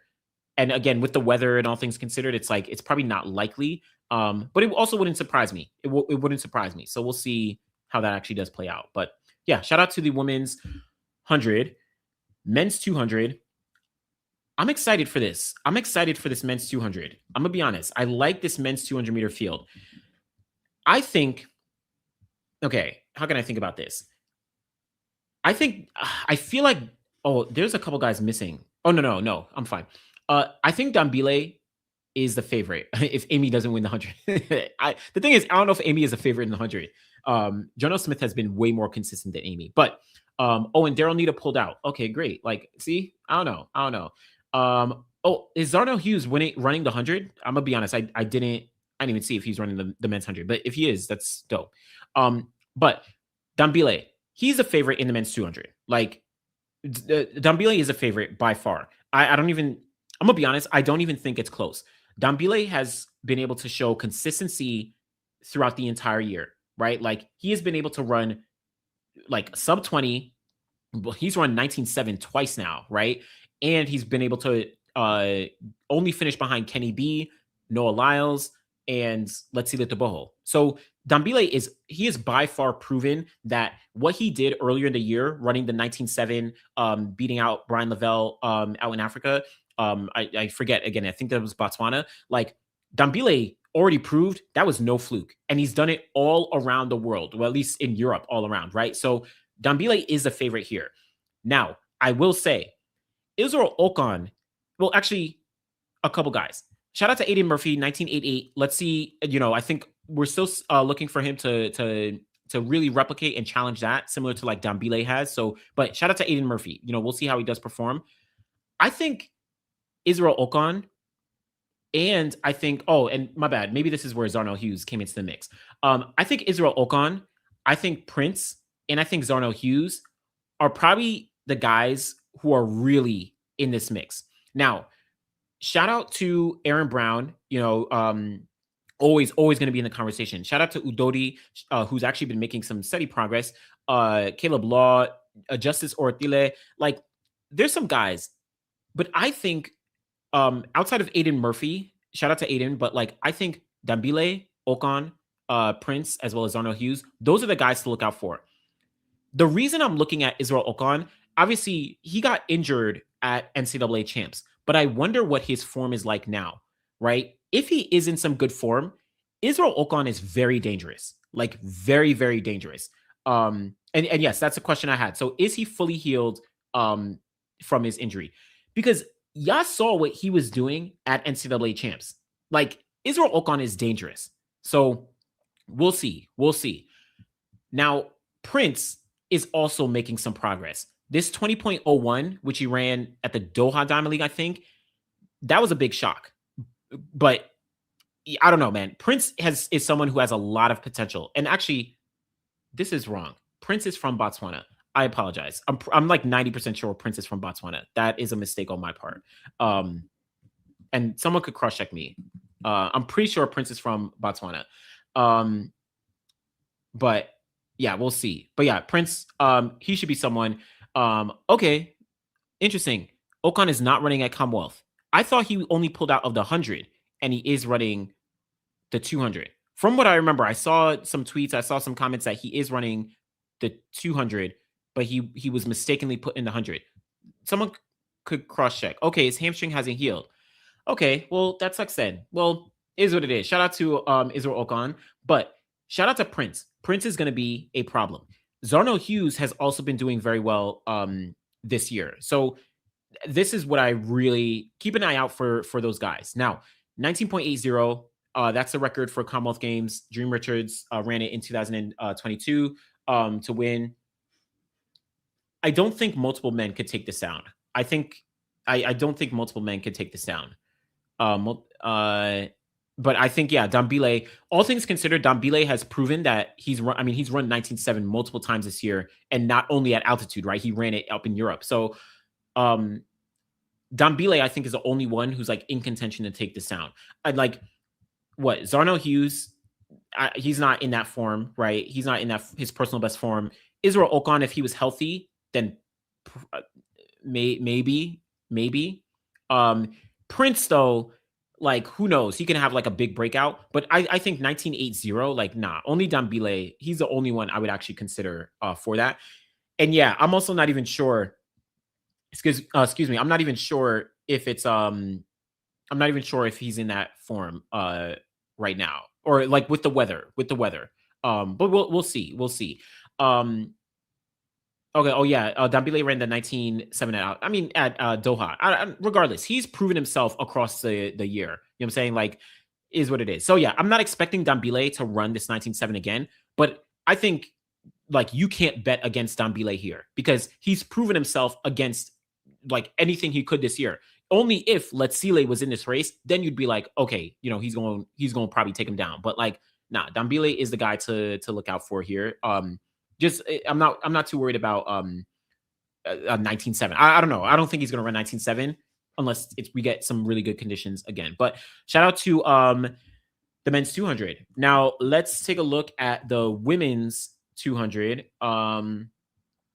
Yeah, let's take a look at the women's 200. And I know, okay, like this is where we get all these different exceptions outside of Doha and Nairobi. And it's like, okay, but like how many times does an athlete have to run certain performances to say, okay, now we're good? I mean, everyone is going to have their different exceptions, but I don't know, man. It is what it is. Dambile is a 19.7 guy to me. Like everyone can have exceptions, but I respect all the, I don't know. Men's, oh no, let's go, let's take a, oh no, did I bring it up? Where is it? Yeah, women's 200.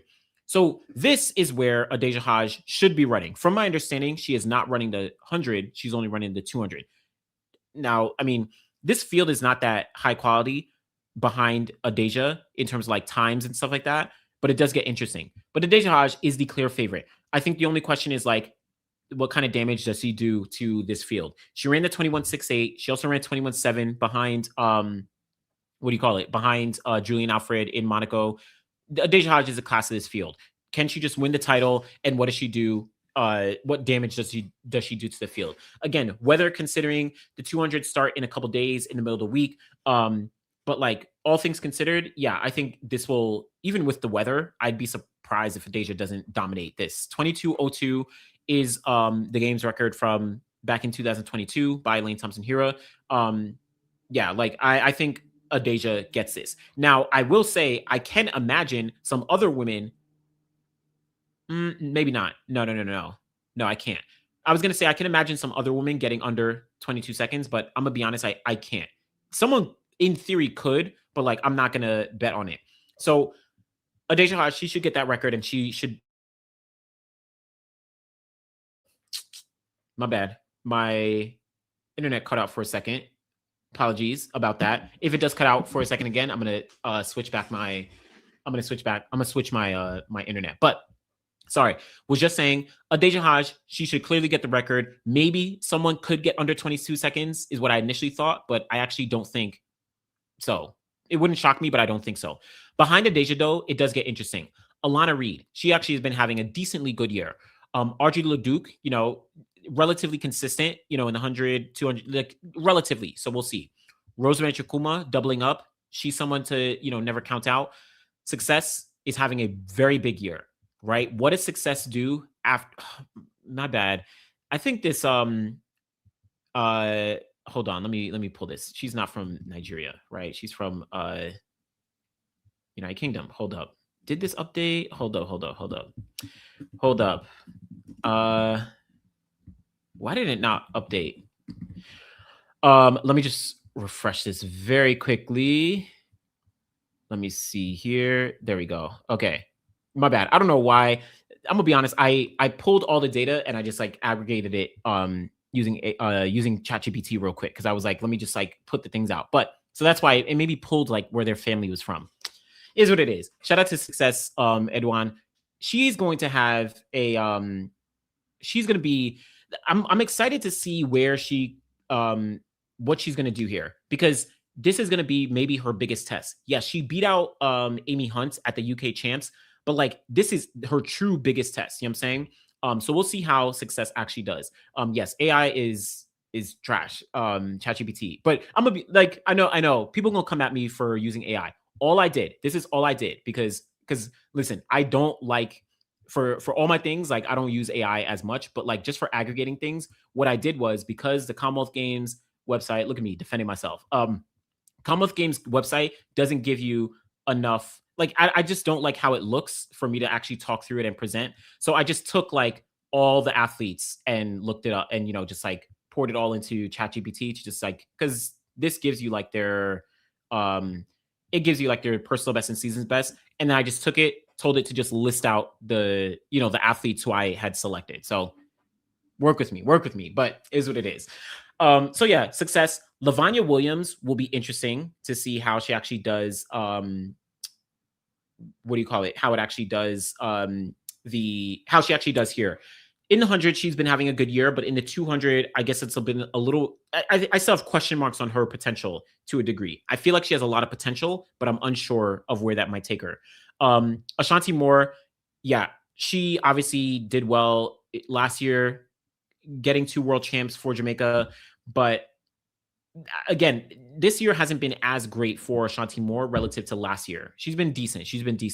Tori Lewis, I think, is another one to look out for to a degree. Obviously she's done very well at excuse me, at 200, but well, very well is relative, right? She's beat out, Sha'carri, and she won a Diamond League and all that stuff. But for the most part, this is all Adeja Haj and then the rest of the field. This is like you can just pick out of a hat. You know what I'm saying? You can just pick out of a hat. So we'll see. 2 others I do want to highlight, and then I'll get to some comments and some other ones that y'all may have. Men's 400. This is going to be interesting. This to me is going to be very, very interesting. Look at the field that we have here. Samuel Ghazi, world leader at 43.38. Zakiti Nene, he's run 43.89 seconds this year. Muzala Sumakonga, he's run 44.02 this year. Obviously, he's run 43 in the past. He's got the bronze medal at the Olympics.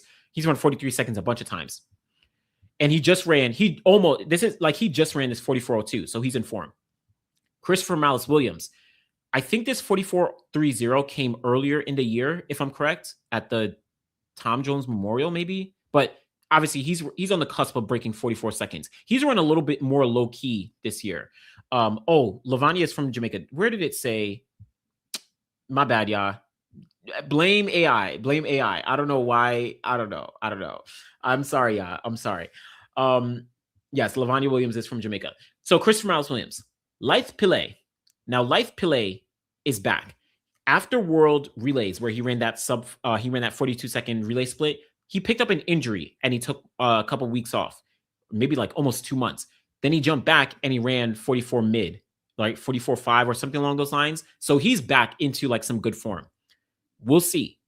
Jareem Richards, he's actually been decently rounding into form, right? And he, of course, got the World Championship silver medal last year. You have Lee Epi, right? He made the final at the World Champs last year. Antonio Watson, he's a reigning world champion. Well, no, I'm sorry. He's a former world champion from 2023. This is okay. Lyth Pillay ran 44.8. My bad. I thought he ran a little bit faster than that. But yeah, essentially his 44-second run proved that he is back healthy, because obviously he got injured after World Relays because he took off like 2 months. But essentially, I'm going to be honest. This men's 400 is the best sprint field at this Commonwealth Games. This field is stacked. Now, we don't get, Kevin, we don't get Busang. We don't get, who else? I think, oh my God, why do I keep forgetting his name? Bapun Dori. I think he might have been injured or something because he had to pull out of some races. But like, I think this is stacked. Samuel Ghazi, Zakiti Nene, Muzala Samakonga, Chris Miles Williams, Lyth Pillay, Jareem Richards, Lee Epi, Antonio Watson. Like, shout out to Thomas Reynolds. Shout out to Boniface. Like, and someone cross-check me if some of these like countries are wrong. Especially like I'm not super familiar. Apologies, to the athletes for sure. But Thomas and Boniface, I'm not super familiar with y'all, but hopefully I think these countries are all right. So listen, man, this is gonna be good. This is a quality field. Absolutely quality field. Yeah, I ain't mad at y'all in regards to like the buys. I know some of y'all are saying like they gave some buys to the athletes. Like, yeah, I wish. I mean, I don't know. Maybe I'll think about it, and maybe in like a later video, or maybe when I do a full recap of Commonwealth, I'll have like a better thought, because I really haven't thought about it, to be honest. So yeah, 44.24 is the games record for the men. And Karani James back in 2014, which is crazy. Am I right? 2014, Karani James beat out Wade Van Niekerk that year. 2014. I'm just gonna check real quick. Commonwealth men's 400. Because that was like, am I right that he beat out Wade Van Niekerk? I could be wrong. Yes, he did beat out Wade Van Niekerk that year. So that was like that was when Wade Van Niekerk first came onto my radar, at least when I got introduced to him. 2014 Commonwealth Games, which was crazy. But yeah, I don't know. I'm a little mixed on the buys. But yeah, maybe I'll have a fully formed thought at another point. I got to think about it. Because I can understand it to a degree. But yeah, I think this game's record though probably should go. It probably should go. And what's crazy is I think the game's record will go because Muzala Samakonga is going to take. Well, I'm just assuming all the top guys are going to be in the final. Muzala Samakonga is going to take the race out fast. Like, look at how he's been running some of his other races. The last race that he ran in, I forget if it was Hungary or whatever it was. Like, he went out fast because he wanted to get under 44 seconds this year. He got a season's best, but like I know that he's going to take it out fast.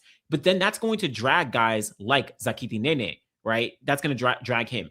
Dream Richards is going to go out fast. Dream Richards, obviously this year hasn't been the best for him. And I think he wants to step up and show like, yo, what I did, I mean, you can't call Dream a fluke in any capacity because he has medals from 2017 all the way to 2025. But I think Dream Richards this year, obviously he hasn't run as fast. And he wants to probably, to a degree, prove to the world that like, oh, y'all forgot about me? Nah, I'm back. So, we'll see. We'll see. But yeah, this is stacked, man. Okay, it was in Hungary that Muzala ran that fast. So I don't know, man. I'm excited for this men's 400. So shout out to this field, man. Shout out to this field. So we'll see. Last one is just the women's 400. Oh, how old is Dream? I forget. Dream Richards. Actually, let me this is gonna be easy or for me to just pull this up. No, my internet's not working. Oh, there we go. There we go. Dream Richards is, let's see. How old is Dream? He's 32. This is, and again, another reason why you can't count an athlete out. Dream Richards was 31 years old when he won the silver medal in the 400 at the World Championships last year in Tokyo. He was 31 years old and he ran a personal best. Listen, Dream Richards, like he's cooking, man. He's cooking. So we'll see. Okay, last one is just the women's 400. This is going to be another pretty good hold up, my bad. Okay, yeah. Women's 400. Pretty good race, though there is some drop off. Now, a couple things. I do think that Amber Anning, she dropped out. She's not competing anymore. Yeah. I think that should be it. But you have Dejanay Oakley, you have Ella Onojuevo, you have Stacey Ann Williams, you have Yemi Mary John, you have Mercy from Kenya, who actually had some good races earlier in the year out at the African tour. Yeah. So, no, Charlotte Henrich. Where is she from? Is she from Australia? Let's see. No, she's from Great Britain. I don't know why. See, I keep messing these things, or AI mess things up. This is why I can't be trusting AI, man. It's crazy. But yeah, from Great Britain, you have Sade Williams. Sade Williams is the defending Commonwealth Games champion, and she is like locked in. Thanks for the cross check. My bad, y'all. I apologize. I'm gonna make sure to cross check before. But yes, Sade Williams is the defending champion, and she wants to defend her title. Now, I mean, you got Dejanay and Ella in this field and Stacey. Like, it's gonna be tough. But shout out to Sade Williams. She's one of my favorite athletes. She's such a nice person.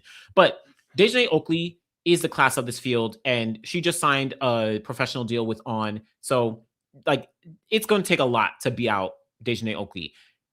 Ella is an interesting case here, where she ran very well after she pulled out of NCAAs. But in her Prefontaine Classic, I don't know if that was her last race, but that race didn't go that well for her. I think after Dejanay Oakley, Stacey Ann Williams is probably the second best athlete in this field. Not probably. She's definitely, because of the consistency that she's shown. She's run 49.48 this year, and I think she's run 49.5 either like 2 or 3 times this year already as well. Like, her consistency has been off the charts. So you're probably looking at a Jamaica 1-2. On paper, it's probably like a Jamaica one too. You know what I'm saying? Um, yeah, and then you have again the likes of Ella. You have Yemi Mary John. Though Yemi, I think, is a little mixed. She ran the 49.8, but then she hasn't been able to really do well since then, or as well as you might have expected, right? She hasn't necessarily been making progress. As I've been saying, Charlotte has been a huge find of British sprinting, or I guess global sprinting this year. Like she has been making waves. So Charlotte is someone to look out for. And then with Sade Williams, Sade, though, again, Sade hasn't run as fast as her previous, years. Obviously, she got the bronze at the World Champs in 2022 and in 2023, and she's the defending champion. But it's going to take a lot for her to really beat out the likes of at least these top three. I would say these are probably the top three in the 400 right now, and then everyone else, Yemi Mary John, probably Charlotte, Sade, Mercy. I like Mercy as well. She I think has a lot of potential. So we'll see. And then shout out to Favor as well. But yeah, so we'll see. We'll see. Yeah, but yeah, overall, those are just the Commonwealth Games. Again, there's tons of other things, but just wanted to highlight because the Commonwealth Games is starting. Well, it already started, but what are you referring to? You have some beans to spill. I have no beans to spill. Like I don't know. Are you? Oh, maybe you're talking to someone else. You could be in reference to someone else, but it could be, I don't know if it's to me. But yeah, that's the Commonwealth Games. And some of the other things, but yeah, we'll see how the Commonwealth Games goes. We'll see, how what other athletes actually do show up. Oh, and my bad. What is the oh yes, and my bad, the games record. 49.90 is a games record. That was Sade Williams in 2022. Yeah, this will definitely, almost certainly, will probably go down in the heats or the semis, right? Yeah, absolutely. Because you're looking at a couple different women. You're looking at Dejanay Oakley could definitely do it in the heats or semis or whatever. In the final, that's where you look at the likes of everyone else, right? Between, I would say, these three. I'm questionable on Yemi Mary John. And then obviously the rest of the women, Sade obviously is not in that form this year yet. And then the rest of the women, I don't think anyone else has even broken 50 seconds in their career. So yeah, that's a whole different discussion. But yeah. So we'll see. Okay, so hold on, let me note that down. Okay. But yeah. Okay. Well, that sucks. So Stacey Williams has pulled out and has been replaced by Shayna Kay. So I guess that's another, gripe I have, because there's a ton of athletes who actually signed up and were going to be competing at Commonwealth Games, but have been pulling out. A lot of athletes are prioritizing not a lot. A lot of the British athletes have been prioritizing European champs. Other athletes are prioritizing World Ultimate Champs. I can imagine Stacey Williams probably is prioritizing that. And let me just pull up, because I imagine now Stacey Williams is in the world rankings for World Ultimate Champs. Let's see. Yeah. So Stacey Williams is 9th right now for World Ultimate Champs. Amber Anning, I think she shut down her season. So I don't know. I think she shut down her season. Who knows what Sawi Nasser is doing? I don't even know. So yeah. So Stacey Williams, maybe she pulled out because she's like, yo, I got into the top 16. I'm like solid in the top 16. Let me be prepared for that. Who knows? But hey, that's the thing. Yeah, I am mad at hold on, my bad. Let's see. Yeah, okay, so my bad. I'm just looking through. I'm just looking through some comments. But yeah, like the Commonwealth Games is a little bit of a disaster anyway. Yeah, it was like Glasgow picked it up. Scotland picked it up basically last minute, right after it was canceled for Australia. The weather is mixed, so I don't know. Glad that Shane K is in here, so that's like pretty good. Hopefully she stayed ready, so it's like pretty dope. Amber is on the British team for European, just announced. Okay, I mean, so we'll see like what she does. I guess I'm just curious if she's fully healthy, right? Is she going to be ready to compete at the World Ultimate Champs or European? Like, I don't know. Like, is she going to be ready for Europeans? Because is she running the 400 individually at Europeans? Because, like, if she's been pulling out of races, is she ready for Henriette Jaeger, for Manuel, for Natalia? Like, yeah, I don't know, man. Like I'm not betting on Amber Anning heading into European champs, right? Like I can't just based on what we know right now. Like, okay, so she's in the 400, like, but I don't know, man. We gonna have to see what Amber can do.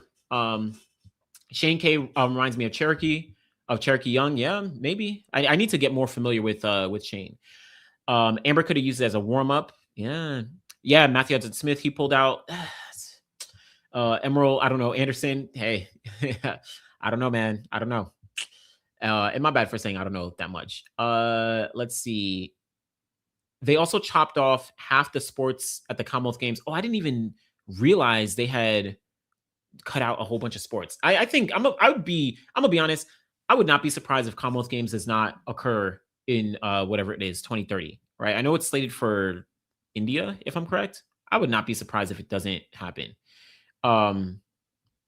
Like, yeah, and yeah, in regards to Amber, yeah, like I can't. She's not in shape. Like the European women's 400 is about to be crazy. Amber Anning is not in that kind of form. I honestly don't remember. Well, she ran at British champs, but like I don't know. Yeah, no. Like it's, I don't know. We'll see. Yeah, no, don't count how many times I say I don't know because you go crazy. It's I'll work on that. It's just reaction sometimes. And honestly, it's me being honest because I don't want to just say something definitively. But if I do say something definitively, like I'm gonna say it, right? Like I'm gonna be very clear about it. So, but but yeah, we'll see. I don't know. We'll see what's up with Commonwealth Games. But yeah, I'll probably do like a recap after the games actually finish to just highlight some of the main results and things like that. So we'll see how that pans out. I also and we're gonna close out in a second, but I also do have I'm gonna put out a video. This kind of sucks. I recorded this video while I was at USA's about Noah Lyles in the 100, and how he's there's an argument. There's an argument. I don't know. It depends on how you look at it. In the men's 100 meters, you can make an argument that because of how Noah Lyles has rose to the top of American 100 meter sprinting, that he is more impressive. Again, this is subjective, but more impressive than like what Justin Gatlin, Tyson Gay, Maurice Green, like what they did. And I guess the thought process is because Noah is not like, he's not absolutely blowing these fields away. And I'm specifically talking about American sprinting. He's not blowing these fields away, but he has rose to the top as the most dominant athlete. And there's a level of that being very impressive. So, and I say this, I know you said question Maurice Green. Again, yes, I say this. The reason I'm saying this is because what I looked up, Maurice Green, Justin Gatlin, Tyson Gay, there was, for all of them, there was between at least 4 to sometimes a little bit longer. Justin Gatlin had a little bit longer, but at least 4 years where they all had, like, they were unquestionably the most dominant sprinter in the United States. Like, unquestionably. Again, there was like a 4-year period where Maurice Green had like the top 12 American 100 meter marks. Same thing for Justin Gatlin, and same thing for Tyson Gay. Tyson Gay between 2006 all the way to 2010, he had the top like 12 100-meter marks. Yeah, in the United States. Same thing with Justin Gatlin from like 2012 all the way to whatever. Now, I'm not saying that Noah Lyles has a, like, when I rank American sprinters, I still have I still have Carl Lewis, Maurice Green, Justin Gatlin. Those are my top 3 by far.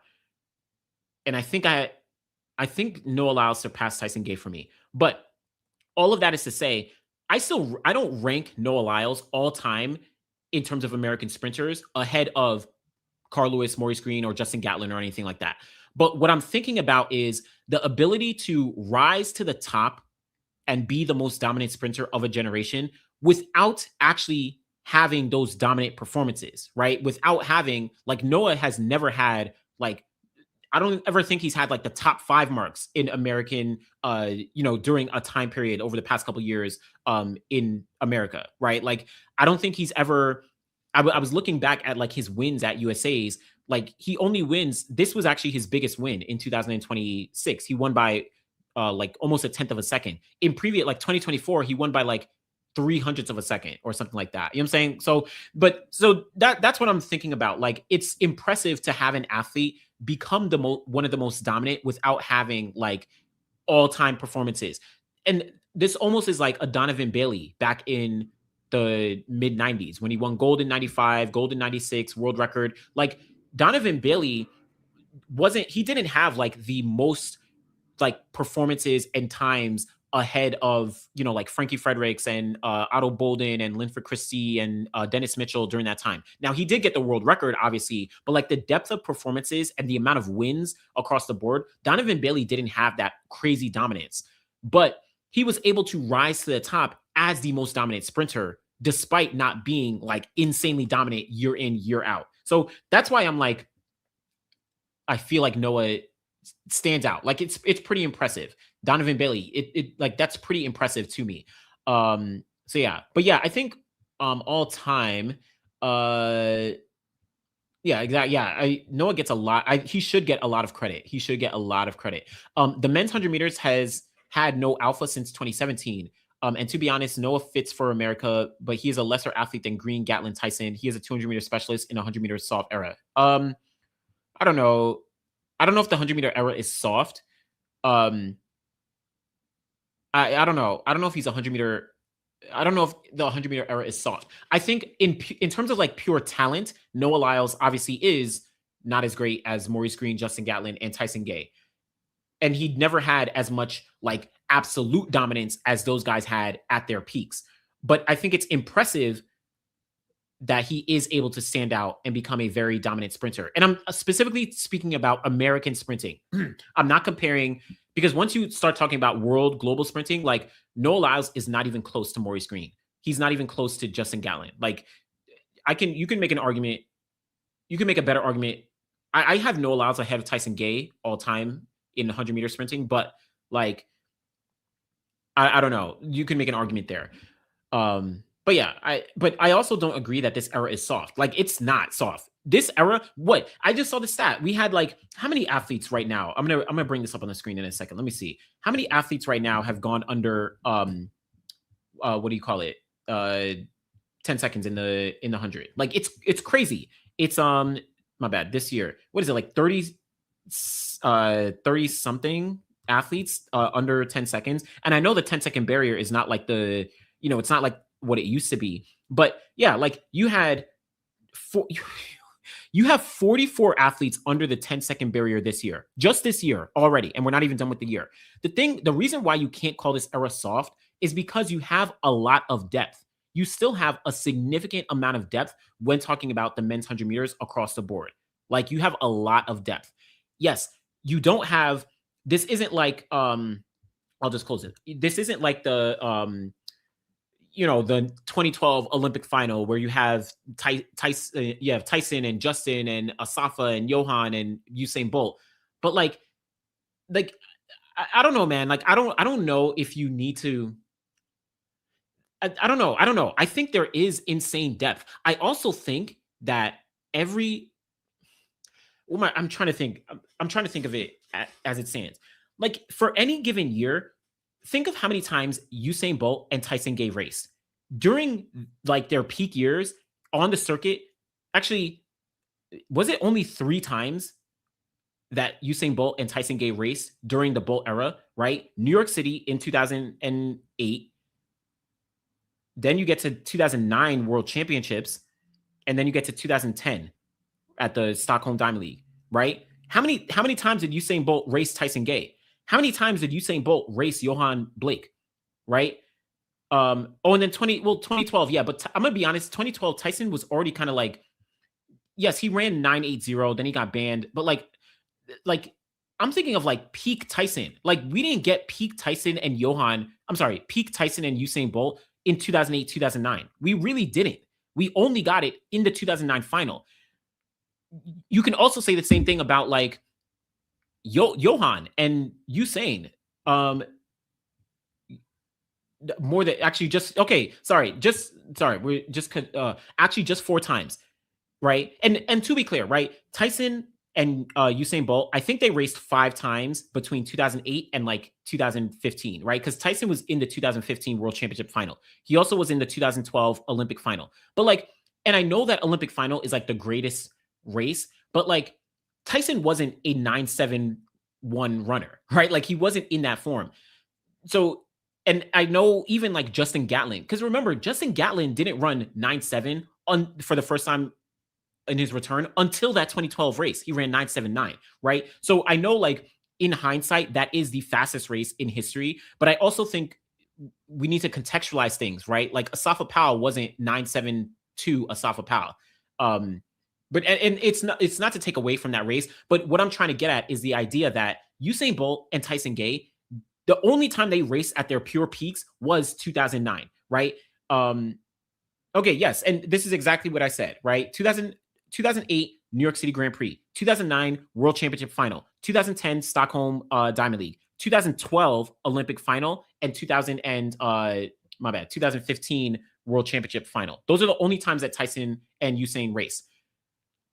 But in more recent years, how many times have we seen Oblique Seville versus Noah Lyles? Like we've gotten that way more times than we've gotten Tyson Gay versus Usain Bolt. And I understand it's due to injuries and stuff, but like how many times have we gotten Johan versus Usain, right? Like all of this is to say, yes, the Usain Bolt era is the greatest era of sprinting, but we can't downplay this era in any capacity because they're not running as fast, but they are running way more frequently against each other.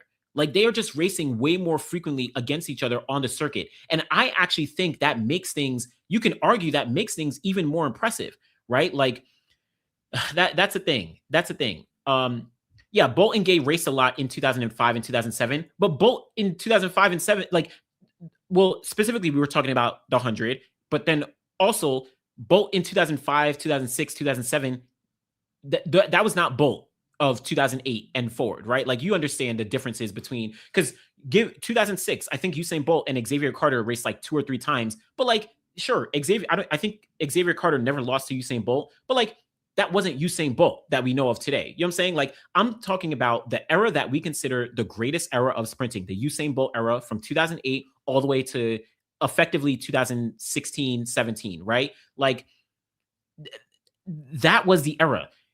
But now, even though we don't have the 958, the 969, 969, 972, 974, like even though we don't have those times, I think the fact that these athletes race relatively frequently, I don't know, that to me is very, very impressive. Like when you go out there knowing on any given day, you have to be running 9.8 low, right?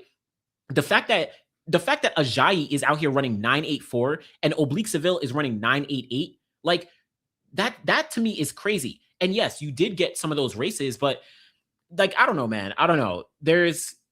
All I'm saying is that you can't call this era of sprinting soft. Like you just can't. You know what I'm saying? You just can't call this era soft. But yeah, that's what I'm gonna say. Maybe we'll have a deeper conversation on it. I'm gonna just circle back to a few comments to highlight. Why is talent only based on 100 meters and not 200? Because Noah time-wise beats them in the 200. I'm gonna be honest, and this is like maybe a separate argument. Noah time-wise beats them in the 200. I don't think that's fair. Yeah, I apologize because I'm circling back to some comments. I'm gonna be honest. There is no argument for the Usain Bolt era of the 200 being better than this era. This is by far the greatest era of 200 meter sprinting on the men's side that we have ever seen. Like there was a massive drop off behind Usain Bolt when talking about the 200. Yes, Johan Blake and Walter Dix, they raced in Brussels, and they had that amazing race. You have Usain Bolt never raced Tyson Gay in the 200 after 2007. I don't think they ever raced in the 200. Justin Gatlin and Usain Bolt in the 200 on the circuit, they never raced, right? Like I don't know.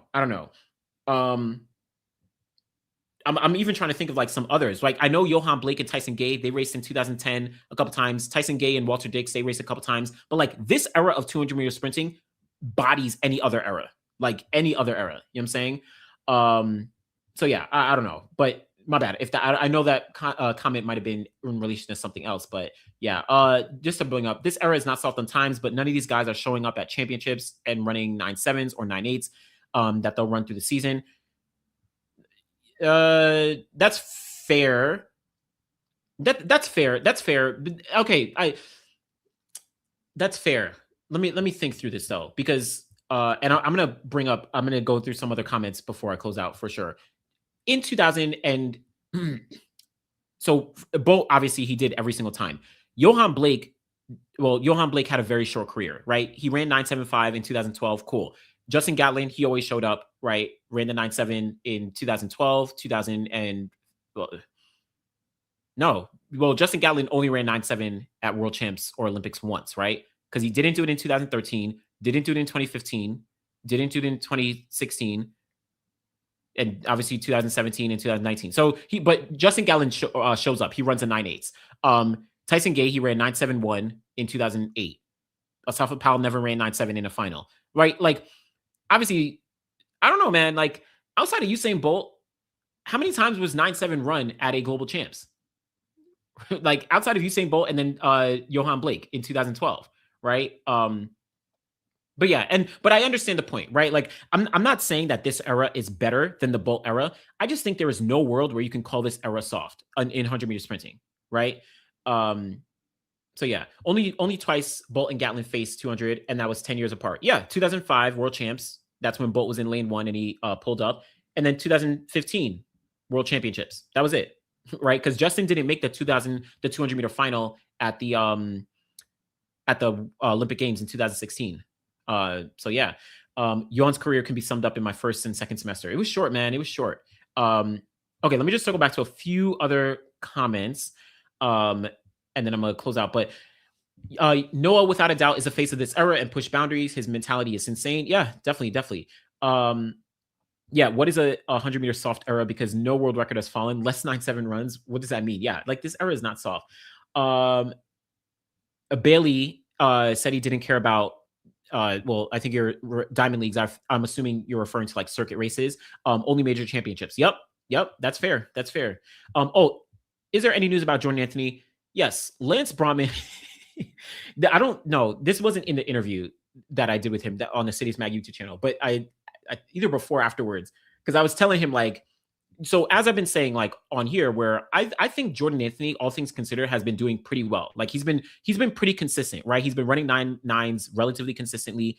And then I was telling Lance, I was like, yo, people online, they've been coming for Jordan saying that, he's washed, he's not living up to it, whatever. He literally said like, yo, tell everybody, I don't care. Jordan gonna be good. Like literally, that's what he said. So Lance is very confident in Jordan. Obviously, he had like some little pains and stuff. So he said just like pull out of USA's. But like, listen, Lance said that Jordan is going to be ready no matter what. He's just getting started. So listen. Oh yes, Justin Gatlin ran 9.77 in the semis in Beijing 2015. Yeah, that's where I remember, because that's where Mike Rogers was like pushing the pace and Justin was like, yo, I gotta run. So but yes, okay, this is fair. Not about running 9.7. I just mean showing up, even compared to the 80s or 90s. I think it was they were better competitors. Okay, that's fair. I can entertain that argument. I just think this era is not soft. Let me just go back to. I want to make sure I can get to some other comments. I'll also say, I don't know if it's a hot take. I think the 1991 World Championship final is the greatest, probably greater than 2012 Olympic final. I think so, in my opinion. So yeah. Okay, with all due respect, the super shoes are the difference. I'm not mad at the discussion. I know I ain't mad at it. Let me see that. Let me get back to this. The depth and parity is better, but the quality is not equal, but they have quantity. That's fair. Okay. I'm not mad at that opinion. I think a lot of people calling this era soft for the lack of 9.6 runs, occasional 9.7s popping up, and no realistic attempts at Bolt's world record. But the amount of 9.8s and 9.9s is greater than any other era. Exactly. 100%. 100%. Yeah, the men's 400 hurdles is in their Bolt, Tyson, Gatlin era now, despite Warholm post-injury. despite War. I mean, yeah, I agree, but Warholm is still running 46s, right? Like it's crazy. Um, let's see. Let's see. Uh,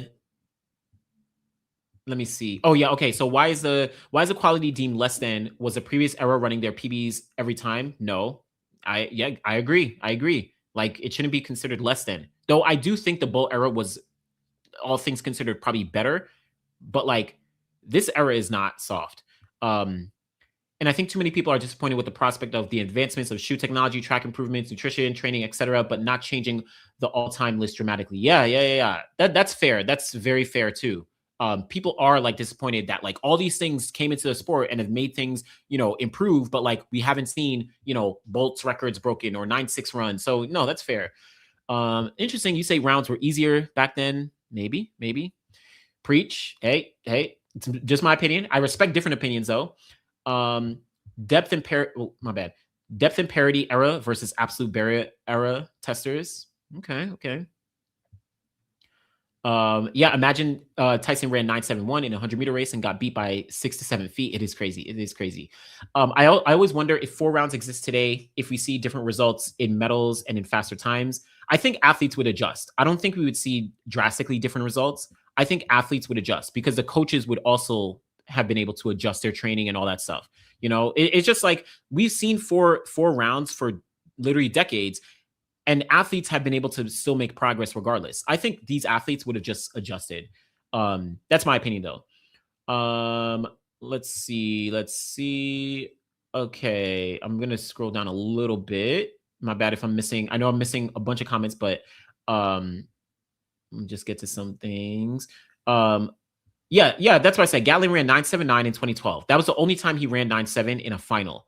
Because 2015 he ran the 9.77 in the heats, but he never ran 9.7 at a global championships outside of that, right? 2011 he didn't make the final. 2012 he ran 9.79 for bronze. 2013 Bolt didn't even run 9.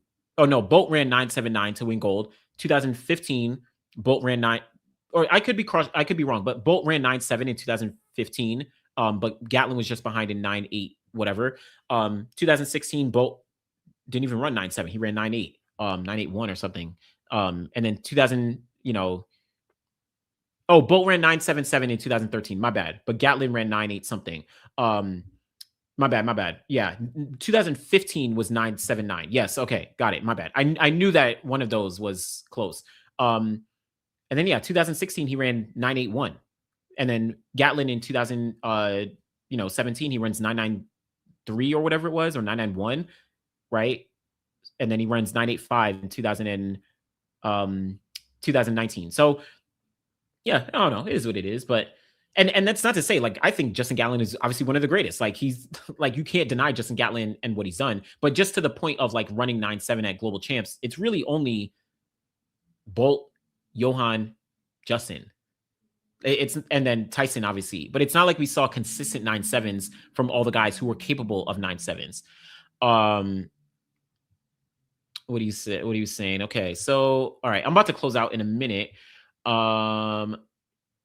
Let's see. Yeah, okay, I'm not mad at this. So what would you consider a quote unquote soft era? 2002 to 2007, young Gatlin, Kim Collins were champions. I would say 2000. Oh man, I would say 2002 to 2000. I would only say 2002, 2003, and even then, like everyone got injured to that. Well, not everyone, but 2003 was a weird year. 2004 was not a soft year. 2004 was actually a crazy year. When you think of how Asafa Powell was cooking, Maurice Green was cooking, Justin Gatlin was cooking, Sean Crawford was cooking. Like 2004, if you go back, that was actually a crazy year in sprinting. Like essentially right after Maurice, and it's weird because Maurice came back in 2004, but like, yeah, 2002, 2003 essentially were like the 2 years. But that I don't even know if I consider that an era. I just consider that a slight transition.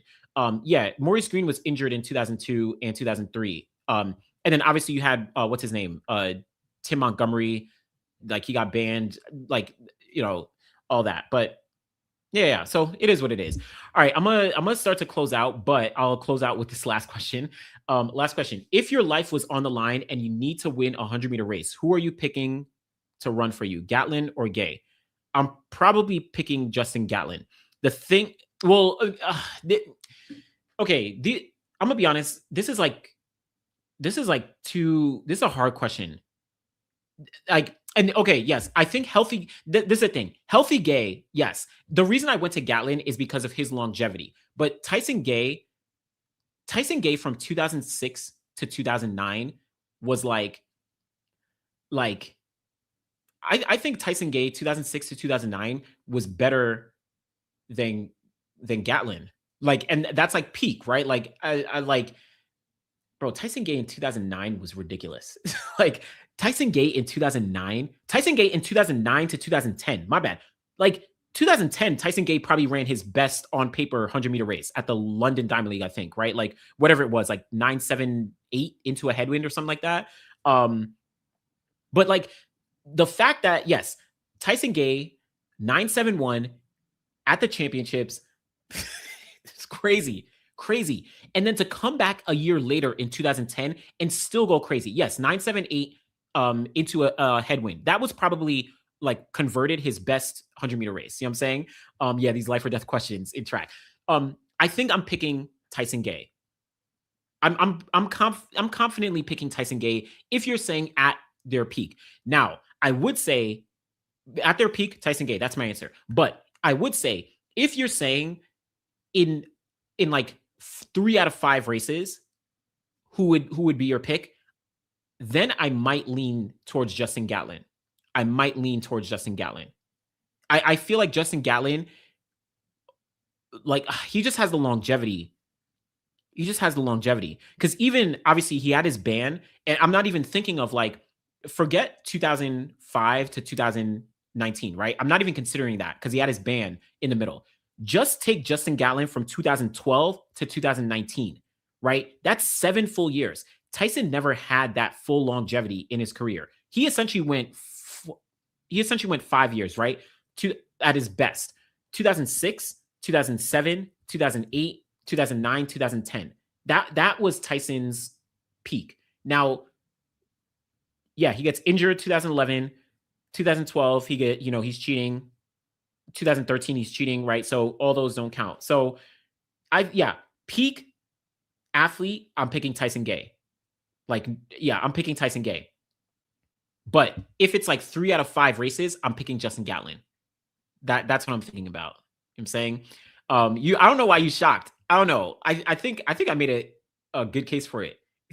I feel like I made a good case for it. I know I said I don't know there, but I said it in context. I don't know why you're shocked. But yeah, I think I made a good case for it. I know these life or death questions. Green broke his leg but kept it a secret when he was changing sponsors from. Oh, that's yeah, I do remember that. Tyson over Gatlin, all jokes aside, but I guess you're remembering the fear of Gatlin possibly upsetting Bolt. I'm just thinking of Gatlin's longevity. And I know that a couple people were saying Tyson has 100. Oh, my bad. Tyson has a 100-meter title. 971 in a championship is crazy. I'm going Fred Curley, Justin Gatlin all day. You say Gat. A healthy Tyson is ridiculous. Yeah, man. I don't know. I think I'm going Tyson though. Yeah, runners back then raced through major injuries without saying. You should do this at some point. Top sprinters from each decade. You can roll the sprinters' results from the previous decade over. For example, if you have Christie with medals from 88, but his main decade is 90s. Yeah, then put them in a bracket and decide who's the GOAT is. Yeah, that would be interesting. The immediate athlete that came to my mind though is like Maurice Green, right? Or obviously Maurice Green was like the top of the late 90s. It's weird. So Maurice Green straddles both decades.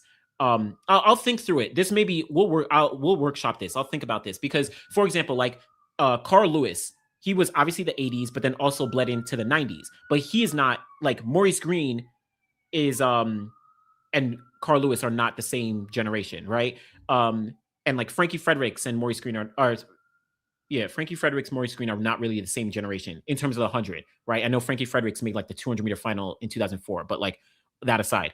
Okay, you counted Green as the 2000s.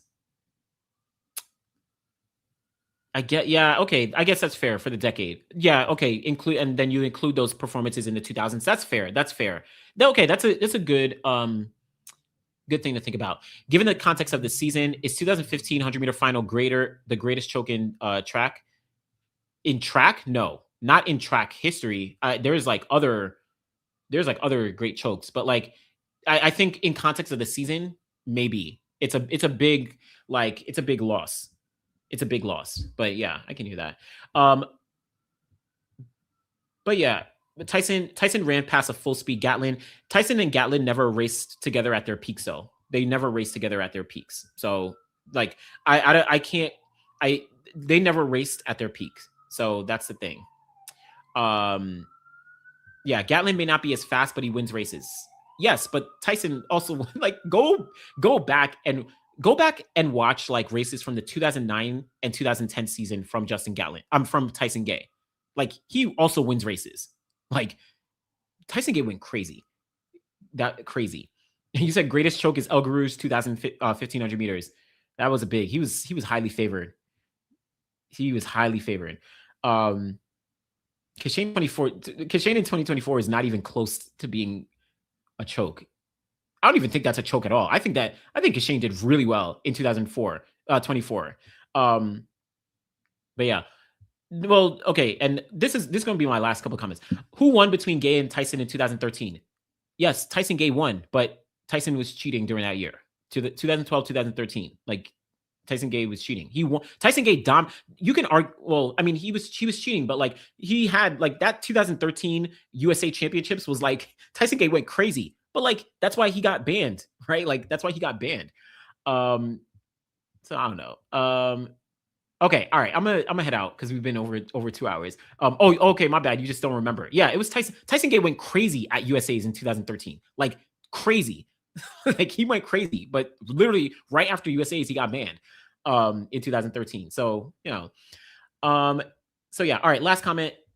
Garrett go to World Ultimates? I don't think he's in the quota, and he said he's ending his season. So that's what, from my understanding, he's ending things off. So yeah, all right. So appreciate y'all. I'm gonna do a recap of Commonwealth, and again, I probably have some stuff coming, but appreciate y'all. Yeah, we dove into a lot, but yeah, a lot of things to talk about. But yeah, thanks for tuning in, and yeah, be sure to, I don't know, keep tuned in. Appreciate y'all.